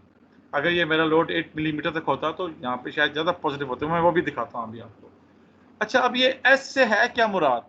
एस में plane, principal, maximum, I am जो मेरे लिए इंटरेस्टेड है वो S33 है। अच्छा, अब S33 से क्या मुराद है जी? S33 से मुराद ये है कि मेरे पास इस पॉइंट पे मेरे पास ये प्रॉब्लम्स आना शुरू हुई हैं, ये क्रैक्स आना शुरू हुए हैं। लेकिन ये वैल्यूज क्या दे रही हैं मुझे, क्या समझा रही है मुझे नहीं समझ में आ रही है, मुझे वैल्यूज क्या बता रही हैं। मैं जाता हूँ जी अपने पेपर में दोबारा, और मैं जब अपने पेपर पे जाके देखता हूँ तो मुझे पता लगता है कि OA1 OA2 जो है वो बेसिकली मैप करता है, मैप करता है OA1 की कंप्रेसिव स्ट्रेंथ है 35 मेगापास्कल की, इफ आई रिमेंबर। ठीक है जी, मैं यहाँ पे आके यहाँ पे आता हूँ, मैं साथ इसका जो बटन है कंटूर ऑप्शंस, मैं कहता हूँ कि यार मैंने अपनी, अच्छा अब यहाँ पे इसको थोड़ा सा एक्सप्लोर करते हैं वन बाय वन। यार मुझे कंटूवर्स लाइन में चाहिए, बेंडिट नहीं चाहिए, लाइन कर दें, कर दें। आपने देखा आपकी शेप पूरी चेंज हो गई।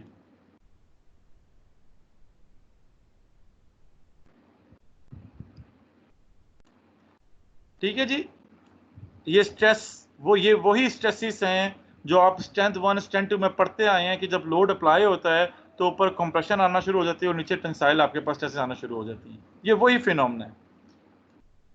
चनाचा ये आरसीसी है, हम मोस्टली कंक्रीट को पढ़ रहे होते हैं तो थोड़ा डिफरेंस है स्ट्रेसेस। मैं कहता हूँ यार बेंडिट ही ठीक है, तो बेंडिट ये आ जाएगी। मैं कहता हूँ नहीं यार क्लूट मेरे पास ज़्यादा, मुझे जो है क्लूट में आंसर चाहिए, तो क्लूट का आंसर ये है। मैं कहता हूँ नहीं यार आइसो सरफेस हो, आइसो सरफेस में मेरे पास ये वे ऑफ प्रेजेंटेशन। अच्छा, मैं फिर ये कहता हूँ कि यार जो है इंटरवल जो है वो यूनिफॉर्म नहीं लॉग फॉर्म में होना चाहिए और वो लाइन होना चाहिए। तो ये लाइन है मेरे पास लॉग फॉर्म में। मैं कहता हूँ लॉग भी नहीं हो, यूजर डिफाइन हो या यूनिफॉर्म हो। कंटूर मेथड टेक्सचर मैप हो, नहीं यार दूसरा मैप हो मेरे पास। अब इससे डिफरेंस क्या है? तो जस्ट अबाउट प्ले के आप ऑप्शंस को प्ले करते हैं। नॉर्मली हमारे पास ये चीजें होती हैं। Limit the most important thing. अभी मैक्सिमम ऑटो दिखा रहा है, मैं कहता हूँ नहीं यार मेरा मैक्सिमम हो मेरी कंक्रीट की पॉजिटिव स्ट्रेंथ। कंक्रीट की स्ट्रेंथ है लेट्स सपोज 30 मेगापास्कल है और -30 मेगापास्कल। मैं माइनस क्यों लिख रहा हूँ, इसकी लॉजिक है। ये मैं देखें, ये चीजें हैं ना, ये मेरी इंटरप्रिटेशन है। आप में से कल को शेप आता है कि सर हमने एक्सप्लोर किया, हमने लिटरेचर से पढ़ा, हमने फला मंदिर डिस्कस किया है या हमने ऑस्ट्रेलिया में अपने सुपरवाइजर डिस्कस किया है, वो ये कहते हैं, तो ये दैट्स अनदर ओपिनियन। ये मेरी ओपिनियन है जिस तरह मैं अपने पेपर्स को लिखता हूँ। अब जब मैं यहाँ पे जाता हूँ 30 -30 पे, तो मैं देखता हूँ अच्छा यार मेरी तो सारा का सारा जो रीजन है वो -5 से 5 के दरमियान में देयर इज नो क्रैक। अच्छा, ये तो क्रैक ही नहीं हुआ। ओके, यानी कि कंक्रीट में कोई क्रैक्स डेवलप्स नहीं हुए। मैं कहता हूँ अच्छा यार कंक्रीट में स्ट्रेन क्या है? अब स्ट्रेन भी मेरे पास E है, मेरे पास इलास्टिक स्ट्रेन है, मेरे पास इनइलास्टिक स्ट्रेन। अब इसको देखते हैं। पहले हम E में जाते हैं। E पे जाके स्ट्रेन कंक्रीट की क्या होती है जी? 0.003 -0.003 और यहाँ पे 33 वाई 33 मेरे पास Z प्लेन है। मैं एक्स वाई पे कोई चीज देख रहा होता हूँ तो परपेंडिकुलर प्लेन पे हम लोग उसको देख रहे होते हैं। तो जी यार वो भी, उसमें भी कोई डिफरेंस नहीं। आप यहाँ से 1 बाय 1 चेंज करते रहें, डाउनवर्ड दबाते रहें। In plane principal, absolute, in plane principal, principal, absolute, principal, minimum, E11, 22, 33, 12, 13 and so on. तो यहाँ पे भी मेरे पास 3-3 में भी मेरे पास स्ट्रेन में कोई डिफरेंसेस नहीं है। अब मैं कहता हूँ जी इलास्टिक स्ट्रेन पे हम चले जाते हैं और वो भी डायरेक्ट 3-3 पे चले जाते हैं, फिर भी कोई फर्क नहीं। अच्छा जी इन इलास्टिक पे चले जाते हैं, फिर भी कोई फर्क नहीं। अच्छा जी प्लास्टिक स्ट्रेन पे चले जाते हैं, फिर भी कोई फर्क नहीं। ओके अच्छा जी ये PEM मैग्नीट्यूड पे चले जाते हैं, तो उसकी मेरे पास मैग्नीट्यूड की जब वहाँ पे जाता हूँ और वहाँ पे मैं स्ट्रेसिस को सॉरी डिफाइन करता हूँ, तो ये मेरे पास है। अच्छा ये तो कोई डिफरेंस ही नहीं है। चलो इसका मतलब अभी हमारी कंक्रीट क्रैक ही स्टार्ट नहीं हुए कंक्रीट के। ओके हो सकता है। अच्छा व्हाट अबाउट दी स्टील, हमारे पास तो स्टील भी है ना, सिर्फ कंक्रीट तो नहीं है। तो स्टील को देखने के लिए मैं पहले ये प्रेस करता हूँ और यहाँ पे जाके मैं अपने पूरे मॉडल को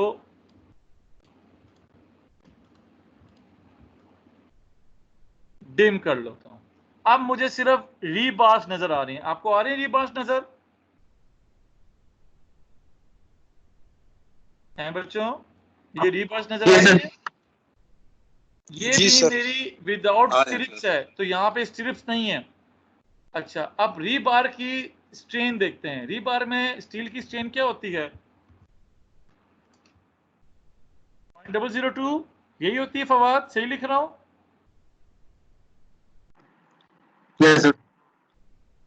तो ये मेरे पास स्ट्रेन है और जिस स्ट्रेन भी डिफरेंस नहीं हुई मेरी। ओके 3-3 में स्ट्रेन भी कोई डिफरेंस नहीं होता, इन इलास्टिक स्ट्रेन भी कुछ नहीं होता। ओके ये भी डिफरेंस नहीं होता। ओके अब मैं कहता हूं कि नहीं यार मैं स्ट्रेस देखता हूं, स्टील में स्ट्रेस देखता हूं S33 में, और उसकी मैक्सिमम लिमिट है 450 जो कि मेरी यील्ड स्ट्रेंथ है, स्टील की यील्ड स्ट्रेंथ है। मैं जब वहां पे रख के देखता हूं तो वहां पे भी मेरे पास कोई इम्पैक्ट नहीं आता। अच्छा ये तो मेरे पास एनालिसिस पूरा रन ही नहीं था हुआ था। अब मैं क्या करता हूं, मैं अपने इस प्रॉब्लम को यहाँ पे सेव करता हूं और आपके साथ मैं अपनी जो है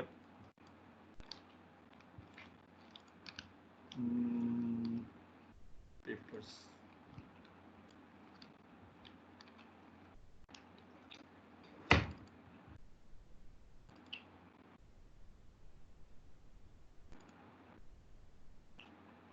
ये एक पेपर आपके साथ में अपना शेयर करता हूँ जो अभी करंटली सेकंड रिवीजन के अंदर है, probability analysis of models for predicting T beam response at ultimate limit states. इसमें हम जो डायरेक्ट सारा पेपर तो आपके सामने नहीं पढ़ूंगा, आप सो जाएंगे। डायरेक्ट वहाँ पे जाता हूँ जहाँ पे हमारे काम की चीज़ है। मेरे पास मैंने टी बीम्स बनाई, 3 टी बीम्स विदाउट स्ट्रिप्स थी। इस ऑथर ने रेंडी तमियल एट आल 2014 ने किया था, जिसके उसके नंबर्स थे TWOS2 TWOS3, ये उसके नंबर थे। ये ज्योमेट्री थी, मटेरियल प्रॉपर्टी, कंप्रेसिव स्ट्रेंथ 32 थी, यील्ड स्ट्रेंथ स्टील की 550 थी। ये जो डॉटेड लाइन है मेरे पास वो अबैकस की लाइंस हैं, जो सॉलिड लाइंस हैं वो मेरे पास एक्सपेरिमेंटल लाइंस हैं इन तीनों की। तो आप देख सकते हैं कि पैटर्न बड़ा मेरे पास जितना एक्यूरेट होता है, इसमें बहुत एक्यूरेट है, इसमें ऑफसेट है, इसमें भी ऑफसेट है। तो अदर ऑफसेट है तो ऑफसेट है, इसमें मैं कुछ नहीं कर सकता हूँ। या तो एनालिसिस में कोई प्रॉब्लम है या फिर मेरे FM में प्रॉब्लम है। अब यहाँ पे अगर मैं थोड़ा सा इसको जी थोड़ा सा जी, अब यहाँ पे देखें आप, मैंने पहले बीम में मैंने किया तो यहाँ पे S33 स्ट्रेसिस है 32 मैक्सिमम, जो कम नजर आ रहा है आप लोगों को 32।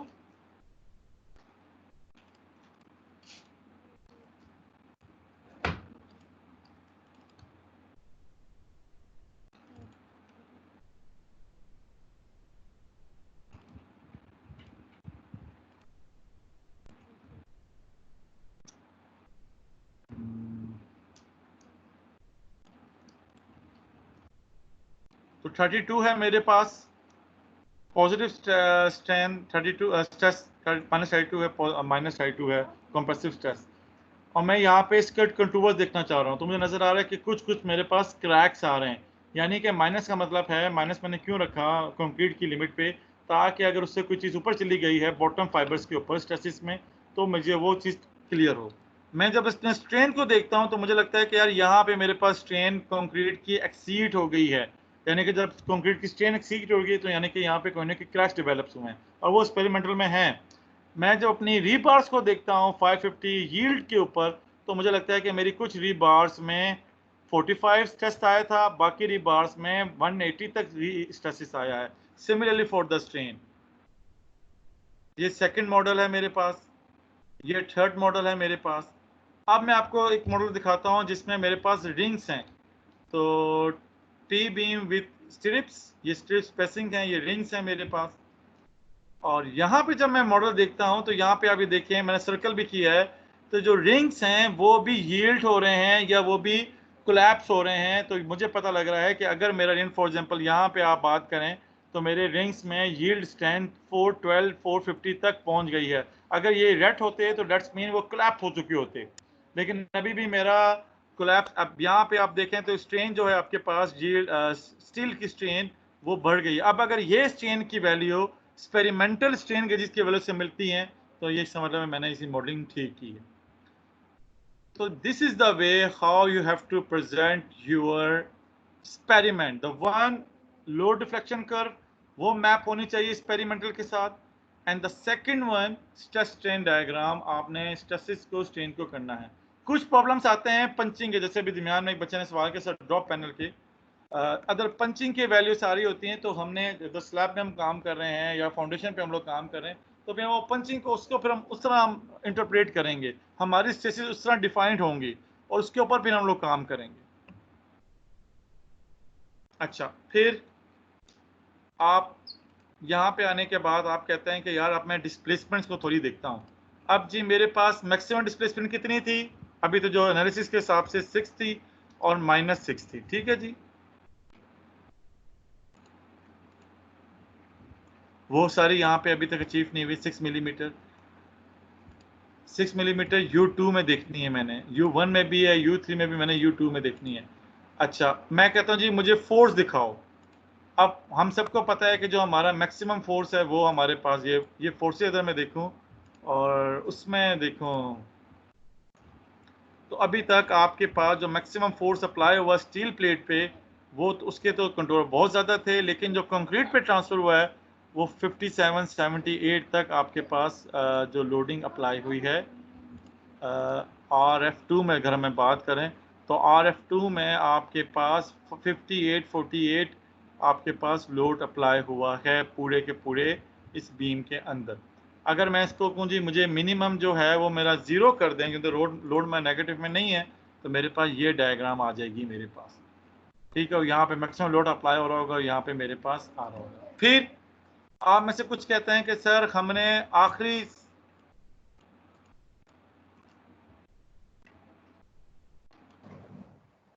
आप में से कुछ कहते हैं कि सर हमने जस्ट बिफोर दी फेलियर देखना है, तो उसके लिए मैं कहता हूं अच्छा आप रिजल्ट पे जाएं, स्टेप फ्रेम पे जाएं। तो ये स्टेप फ्रेम्स हैं। अब यहाँ पे आप इसको टोटल डिस्प्लेसमेंट से मल्टीप्लाई करके टोटल लोड आ सकता है आपके पास। अज्यूम करते हैं कि एक्सपेरिमेंट में जो है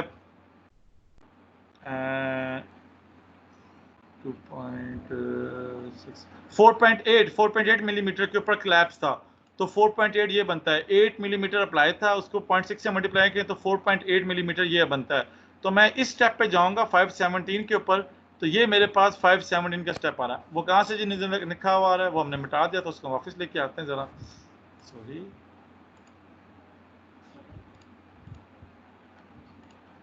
517 टाइम 0.6, तो ये मेरे पास जो अब जो स्ट्रेसेस आ रही हैं अब ये टोटल डिफरेंट होंगी जो मेरे पास फाइनल स्ट्रेसेस थी।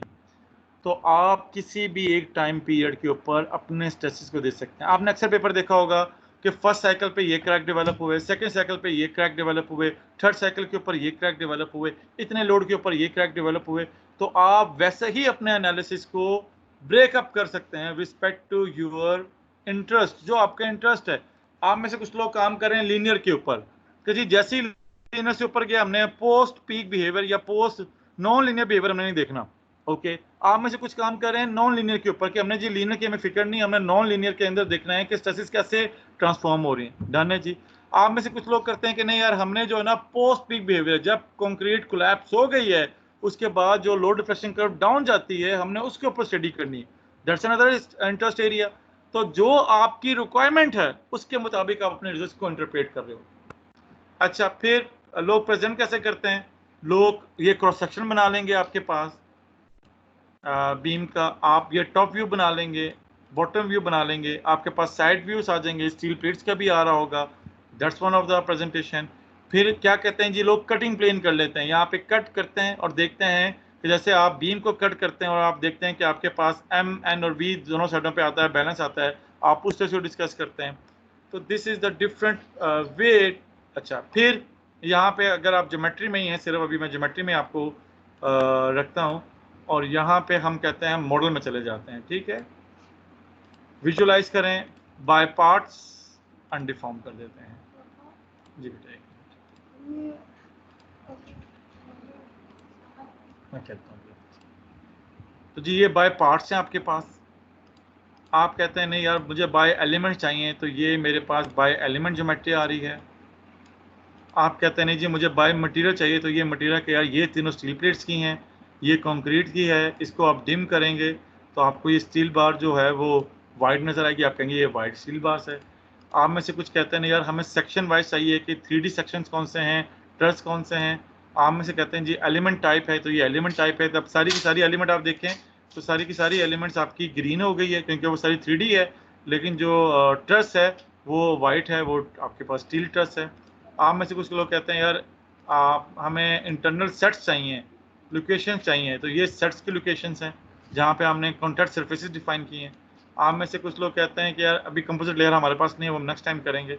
तो दिस इज द डिफरेंट वे। फिर जी आप क्लिक करें क्रिएट डिस्प्ले ग्रुप को और हम क्रिएट करते हैं। हम कहते हैं यार हमें जो है आप क्या दिखाएं, सरफेसेस दिखाएं, कौन कौन से, ये सारी सरफेसेस ये हमने सेलेक्ट की। ऐड अप कर दें जी, इसको ऐड अप कर दें। तो जैसे मैं ऐड अप का बटन दबाता हूं और सेव एज करता हूं ग्रुप के साथ,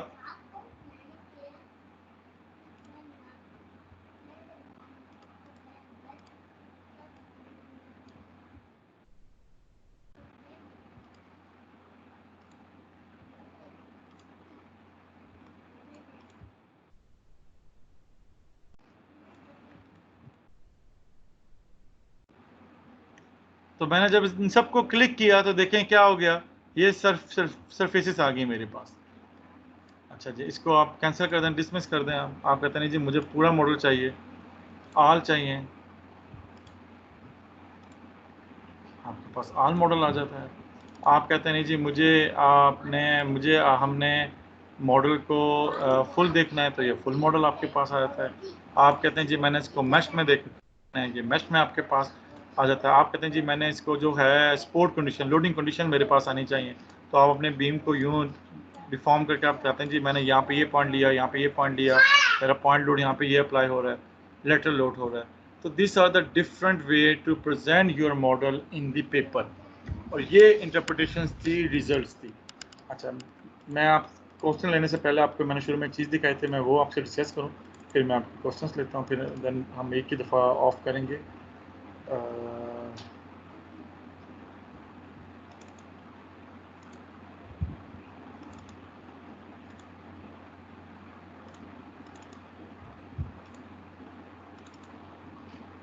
कॉर्बल्स हमने स्टडी की, एक एक्सपेरिमेंटल हमने कुछ कॉर्बल्स बनाए और हमने उसमें एक लो स्ट्रेंथ कॉर्बल बनाया, एक हमने हाई स्ट्रेंथ कॉर्बल बनाया और एक हमने लो रीइंफोर्स्ड कॉर्बल बनाया। और हमने देखा कि यार उसके क्रैक एनालिसिस क्या है। तो अगर मैं आपके सामने करूं तो ये हमारे पास हाई स्ट्रेंथ कॉर्बल था। हाई स्ट्रेंथ कॉर्बल में आपके पास कंक्रीट में क्रैक्स हैं, और आप अगर इसकी स्टील यील्ड देखें, अगर आपको इसमें आ रहा हो, तो जो रिंग्स हैं आपके पास, जो स्ट्रिप्स हैं, वो 450 क्रॉस कर गए थे, जो कि उसकी यील्ड स्ट्रेंथ है।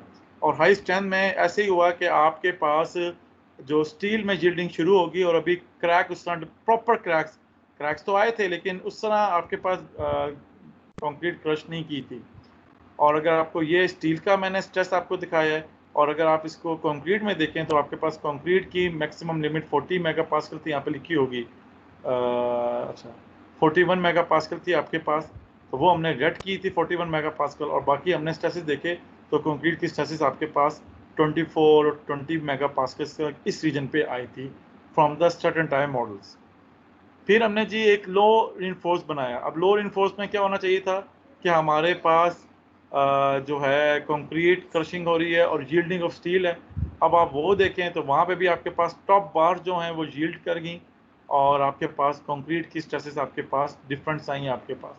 फिर हमने एक और सैंपल बनाया जिसमें हमने कहा जी लो स्ट्रेंथ है, स्ट्रेंथ बहुत ही कम है, उसका पैटर्न भी देखें कि कंक्रीट वहाँ से क्रश होना शुरू हो गया, कंक्रीटिंग हो गया।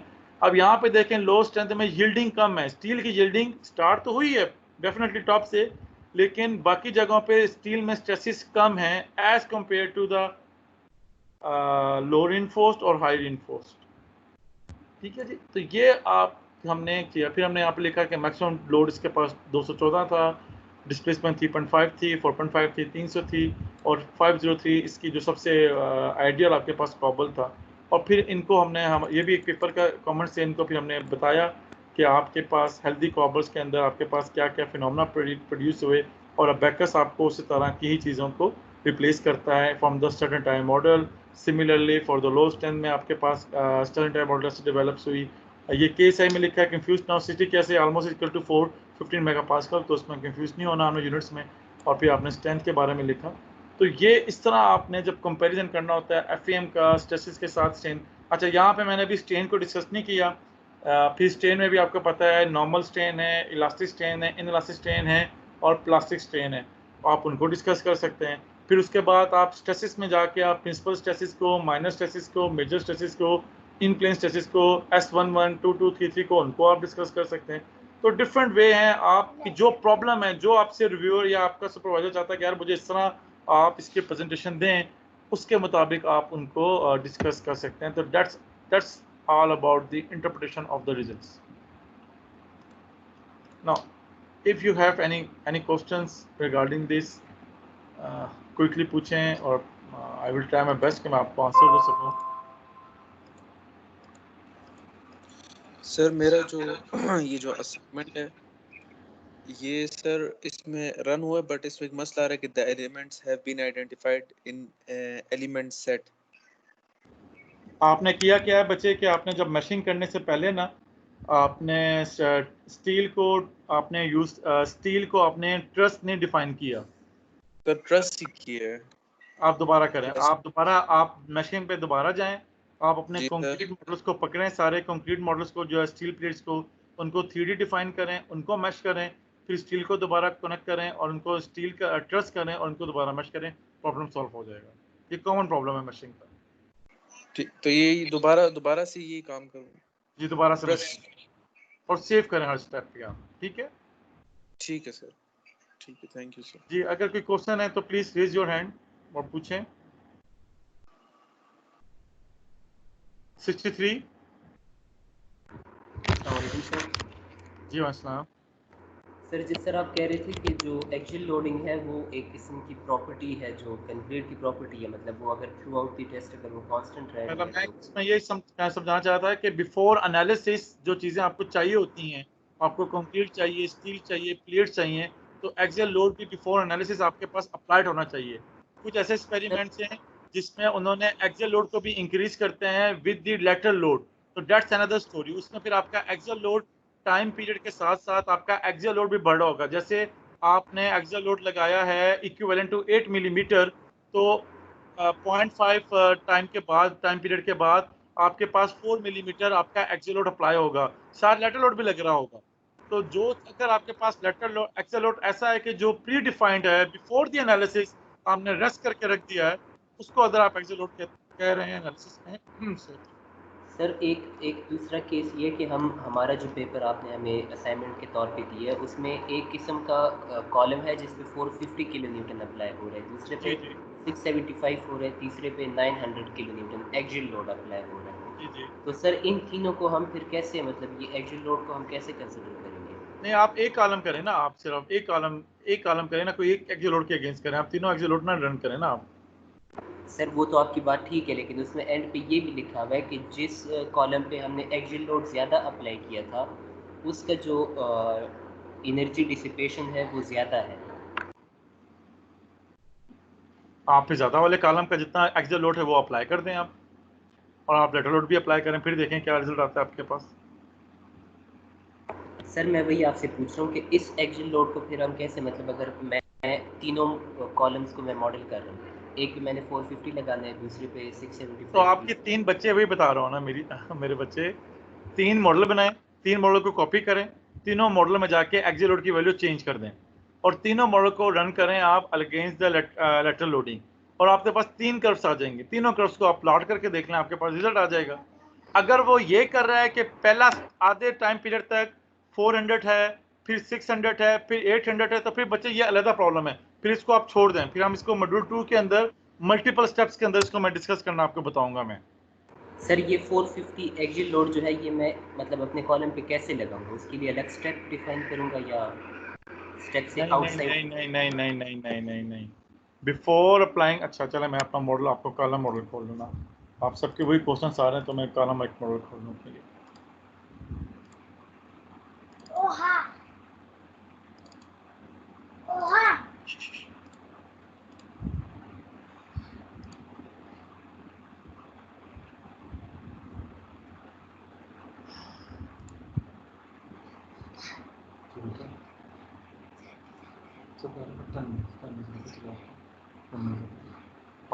टेन मिनट मेरे को खत्म कर दो।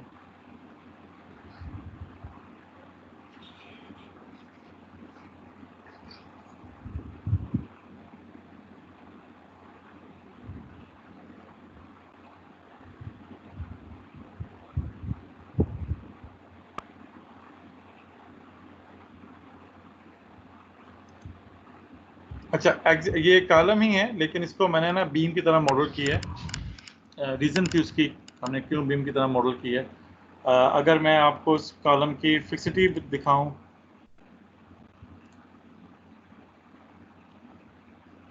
तो ये मेरा कॉलम फिक्स है यहाँ से, ये फिक्स है कॉलम मेरा बॉटम से, और लोड अगर अप्लाई कर रहा हूँ तो लेटरल लोड यहाँ पे अप्लाई हो रहा है। ठीक है जी, बाउंड्री कंडीशन में देख लिया। अच्छा ये भी स्टेट 1 है, ये भी स्टेट 1 है। तो उसके बाद मेरे पास एक्सियल लोड अप्लाई हो रहा है ऑपोजिट, ये एक्सियल लोड अप्लाई हो रहा है येलो कलर, ये येलो कलर में ये एक्सियल लोड अप्लाई हो रहा है। अच्छा अब मैं करता क्या हूँ आपके सामने बताता हूँ आपको। आप अपने इनिशियल पे जाते हैं और आप अपने जब आपने अपने आपने लोड डिफाइन किया है तो बाउंड्री कंडीशन पे आप गए, आपने यहाँ पे एक्सियल लोड अप्लाई किया और एक्सियल लोड आपने लोड की फॉर्म में अप्लाई कर दिया है। स्टैटिक लोड आपने CFP3 अप्लाई कर दिया है in a form of kips या किलोन्यूटन, जो भी आपके यूनिट्स हैं। जब आप लेटरल लोड अप्लाई कर रहे हैं तो वो -110 के ऊपर आप लेटरल डिस्प्लेसमेंट अप्लाई कर रहे हैं। अच्छा जी, एक्सियल लोड को आप देखें तो वो भी लोड स्टेप स्टैटिक जनरल है आपके पास, और आप जब यहाँ पे देखते हैं तो ये भी आपके पास लोड स्टेप जनरल है आपके पास। ठीक है जी, अब जब एनालिसिस डन होता है तो एनालिसिस को क्या करता है कि आपने, अच्छा अब लेटरल लोड आपने अप्लाई किया, अब यहीं पे आपने लोड डिफ्लेक्शन कर्व आपने मेजर करने हैं, इसी पॉइंट पे डिस्प्लेसमेंट आपने देखनी है या आपने नीचे डिस्प्लेसमेंट देखनी है। तो आपका जो फोकस है सारा यहाँ पे चला जाता है। जो टॉप पॉइंट है वो आपके पास सिर्फ रह जाता है कि एक्सियल लोड है। सेकंड, ये साइक्लिक प्रॉब्लम था जिसको मैं स्टैटिक के तौर पे रन किया, जो कि आपको लास्ट टाइम मैंने बताया था कि आप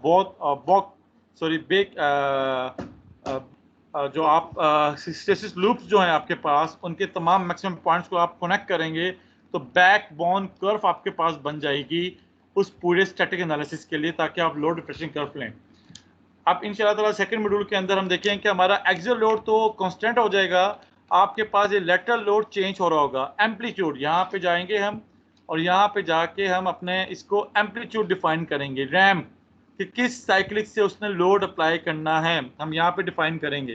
तो वहाँ पे आपको अंडरस्टैंडिंग होगी, अच्छा आप हमारा एक्सियल लोड है वो तो हमारा विदाउट एनी एम्पलीट्यूड है, और आपके पास जो लेटरल लोड है वो बेसिकली एम्पलीट्यूड में अप्लाई हो रहा है। ओके, तो जो आप, अच्छा दूसरा माशाल्लाह आई एम रियली हैप्पी कि आप सब लोगों ने असाइनमेंट को बड़ा सीरियस लिया है और आप उसके ऊपर काम कर रहे हैं। बच्चे वो आप लोगों की अंडरस्टैंडिंग के लिए उसमें अच्छा है, आप लोगों को एक्सप्लोर हो रहा है, जैसे अभी इमरान को आइडिया हो रहा है कि एक्सपेरिमेंटल सेटअप क्या होता है, स्ट्रॉन्ग फ्लोर से क्या मुराद है, स्ट्रॉन्ग वॉल से क्या मुराद है, एक्सपेरिमेंटल रिच क्या है, आपको इन चीज़ों का आइडिया हो रहा है। इमरान, मैं ऐसे ही आपको कह रहा था, आपको या शुएब को, आई थिंक मैंने ऐसे ही किया हुआ है कि टॉप पे यहाँ पे लोड अप्लाई किया हुआ है और हॉरिजॉन्टल लोड आपकी ने यहाँ पे मैंने अप्लाई किया हुआ है, लेटरल लोड, जिसको हम लेटरल लोड कह रहा हूँ। यहाँ पे मैं जो है मेरा एक्सपेरिमेंट जो है वांग जो है, प्रोफेसर वांग, वो फ्री एंड के ऊपर लेटरल लोड अप्लाई कर रहा है। कुछ लोग मिड पॉइंट पे भी करते हैं। हर बंदे की अपनी, देखें, एक्सपेरिमेंट वो कर रहा है, उसको पता है वो किस पर्पस के लिए कर रहा है। मैं और आप तो एफएम कर रहे हैं, हम जब तक पूरे पेपर में हम आइडिया नहीं होगा, हमें पता नहीं चलेगा कि यार ये हमने इसको एफएम को कैसे मॉडल करना है। तो मॉडलिंग वैसे की भी आप देख लें, वैसे ही स्टील प्लेट्स लगाई हुई हैं, वैसे ही कॉन्टैक्ट सरफेस डिफाइन की हुई हैं। शायद अगर वांग का पेपर मैं खोलूँ तो शायद इधर भी इसने भी बेस प्लेट किया वो, लेकिन मैंने जो बेस प्रोवाइड की हो, बेस का कोई लेना देना नहीं होता आपके पेपर से, काम से, तो मैंने उसको फिक्स कर दिया। आप बेस करते कर दें, नो प्रॉब्लम। तो इट्स अप टू यू। लेकिन ये आपके पास एक्सपेरिमेंट है। और साइक्लिक वाले को इंशाल्लाह हमारा सेकेंड, अभी लास्ट मॉड्यूल है, लास्ट सेशन है, तो ईद के बाद हम साइक्लिक के ऊपर हम काम करेंगे। आप देखेंगे कि वहाँ पे हम अपने लूप्स को हम कैसे जनरेट करते हैं इंशाल्लाह with respect to our experimental study. ठीक है जी। Now any other question?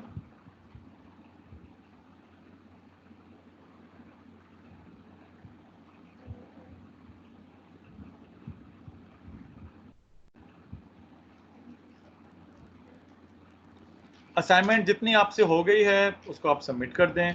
अभी डेट है आपके पास, और अगर आप समझते हैं फिर भी कोई कन्फ्यूजन है, प्रॉब्लम्स हैं, तो नेक्स्ट टाइम मैंने आपको बताना है कि अब हमने अपने मॉडल को सिमेट्रिक एक्सिस को यूज़ करते हुए हम अपने एनालिसिस टाइम को कैसे रिड्यूस कर सकते हैं। तो मैं आपसे वो चीज़ शेयर करूंगा कि how can be reduce analysis time with the help of the axis of symmetry. तो उसके ऊपर हम काम करेंगे, कुछ और बातें होंगी बैकर्स के हवाले से। मीनवाइल अगर आप ईसीसी वाला मॉडल जो मैंने आपसे शेयर किया है, जो कि ब्लॉक मशीनरी की एक लेयर है, मैंने पूरा मॉडल शेयर नहीं किया आपके साथ, तो ब्लॉक मशीनरी की एक लेयर है, उसको आप काइंडली रीड आउट कर लें और आप देखें उसमें क्या प्रॉब्लम्स आती हैं आपके साथ, आपको क्या इश्यूज़ हैं। उसमें हमने ईसीसी की भी मॉडलिंग की है, उसके अंदर हमने मोटर की भी मॉडलिंग की है, उसमें हमने ब्रिक की इंटर सरफेस को भी डिफाइन करने की कोशिश की है। तो एक मॉडल था जो मैंने आप लोगों के साथ शेयर किया। उसके साथ प्ले करें, खेलें, एक्सप्लोर करें, बताएं, मुझसे क्वेश्चन पूछें। I will try my best to answer your question, या मैं उसको पे वर्क करूँगा कि क्या आप कहना चाह रहे हैं उसके ऊपर। तो that's all about today session. I hope अभी तक आपने काफ़ी कुछ सीखा होगा बैकर्स में। इन 6 सेशंस में बेसिक, देखेंगे बेसिक लेवल है, ये इंटरमीडिएट लेवल नहीं है। अब बहुत क्वेश्चन आप लोग मुझसे कंपोजिट मटेरियल्स के हवाले से पूछते रहे हैं, साइकिल लोडिंग के हवाले से पूछते रहे हैं, इंशाल्लाह उसको हम कवर करेंगे, वो हमारे मॉड्यूल के अंदर है। बट जो आज सेशन होता है उसमें काइंडली होता है कि उस पर फोकस रखें। बहुत सी अभी चीज़ें मैटलैब अबैकस में जो हमने एक्सप्लोर नहीं की, आप में से जो लोग इंटरेस्टेड होंगे थर्ड मॉड्यूल तक, वहाँ पे हम ग्राफिक के बजाय पे हम पाइथन कोडिंग के ज़रिए मैं उनको बताऊँगा कि अपने आप मैश को, आप अपनी प्रॉपर्टी को इवन आप रन करके चले जाएं। ये जो भी मैंने आपके सामने काम किया है कि मैं इस पॉइंट पे गया हूँ, लोड डिफ्लेक्शन प्रॉब्लम को मैंने क्रिएट किया है, मैंने एक्सेल पे प्लॉट किया है, मुझे करने की जरूरत ही नहीं, मैं just I have to write some codes, lines in the codes, और वो काम मेरा कर रहा होगा। मेरा कंप्यूटर है वो यूपीएस बैकअप के ऊपर चलता रहेगा 1-2 हफ्ते, और मैं जब आऊँगा उसके बाद देखूँगा कि मेरे पास तमाम जो समरी है वो मेरे पास समराइज हुई हुई है in a form of Excel sheet, और मैं उसको बड़े इजीली देख सकता हूँ। तो ये चीज़ें जो हैं, जो लोग भी उस टाइम तक जाएंगे हमारे साथ, तो उनके साथ शेयर करेंगे अपने एक्सपीरियंसेस को, अपनी चीज़ों को। आज के हवाले से फिर भी कोई क्वेश्चन आपके जहन में आता है, कुछ भी आता है, हमने ब्रेक नहीं ली तो मैंने कहा ब्रेक हम कंप्लीट कर लेंगे, फिर हम नमाज के दफ़े लेते हैं। तो फिर भी अगर कोई क्वेश्चंस है आप पूछ सकते हैं, आप ईमेल कर सकते हैं, आप टीम कर सकते हैं। मुझे 3-4 जो है फेलोज़ की मैसेज आए थे, एक की शायद तबीयत ख़राब थी, एक तो कोई नेट का इशू था, एक के कोई एग्ज़ाम्स हो रहे थे, तो कोई प्रॉब्लम नहीं। मैंने कहा था कोई ऐसा इशू नहीं है, जो हम डिस्कशन करेंगे तो हम आपके साथ दोबारा हम कर लेंगे, डिस्कशन कर लेंगे। तो अपना बहुत बहुत ख्याल रखिएगा, कीप प्रैक्टिसिंग अबैकस। अगर आप नहीं प्रैक्टिस करेंगे तो ये सारा जो टाइम है जो आपके ऑर्गेनाइजेशन ने आपके लिए एक फंड्स अरेंज किए हैं, जो एक्सपेंसेस बियर किए हैं, या जो आपने खुद अपने लिए एक्सपेंसेस को बियर किया है, बच्चे वो सारा ज़ाया हो जाएगा। Keep exploring abacus. मुझे भी बताएं कोई नई चीज़ सीखते हैं, हो सकता है मैं आपसे बहुत कुछ सीखूं इस सेशन में। और अपना बहुत बहुत ख्याल रखिएगा। कोई भी प्रॉब्लम हो ईमेल दीजिएगा, फीडबैक ज़रूर दीजिएगा फेसबुक पेज के ऊपर ईमेल के थ्रू। अस्सलाम वालेकुम।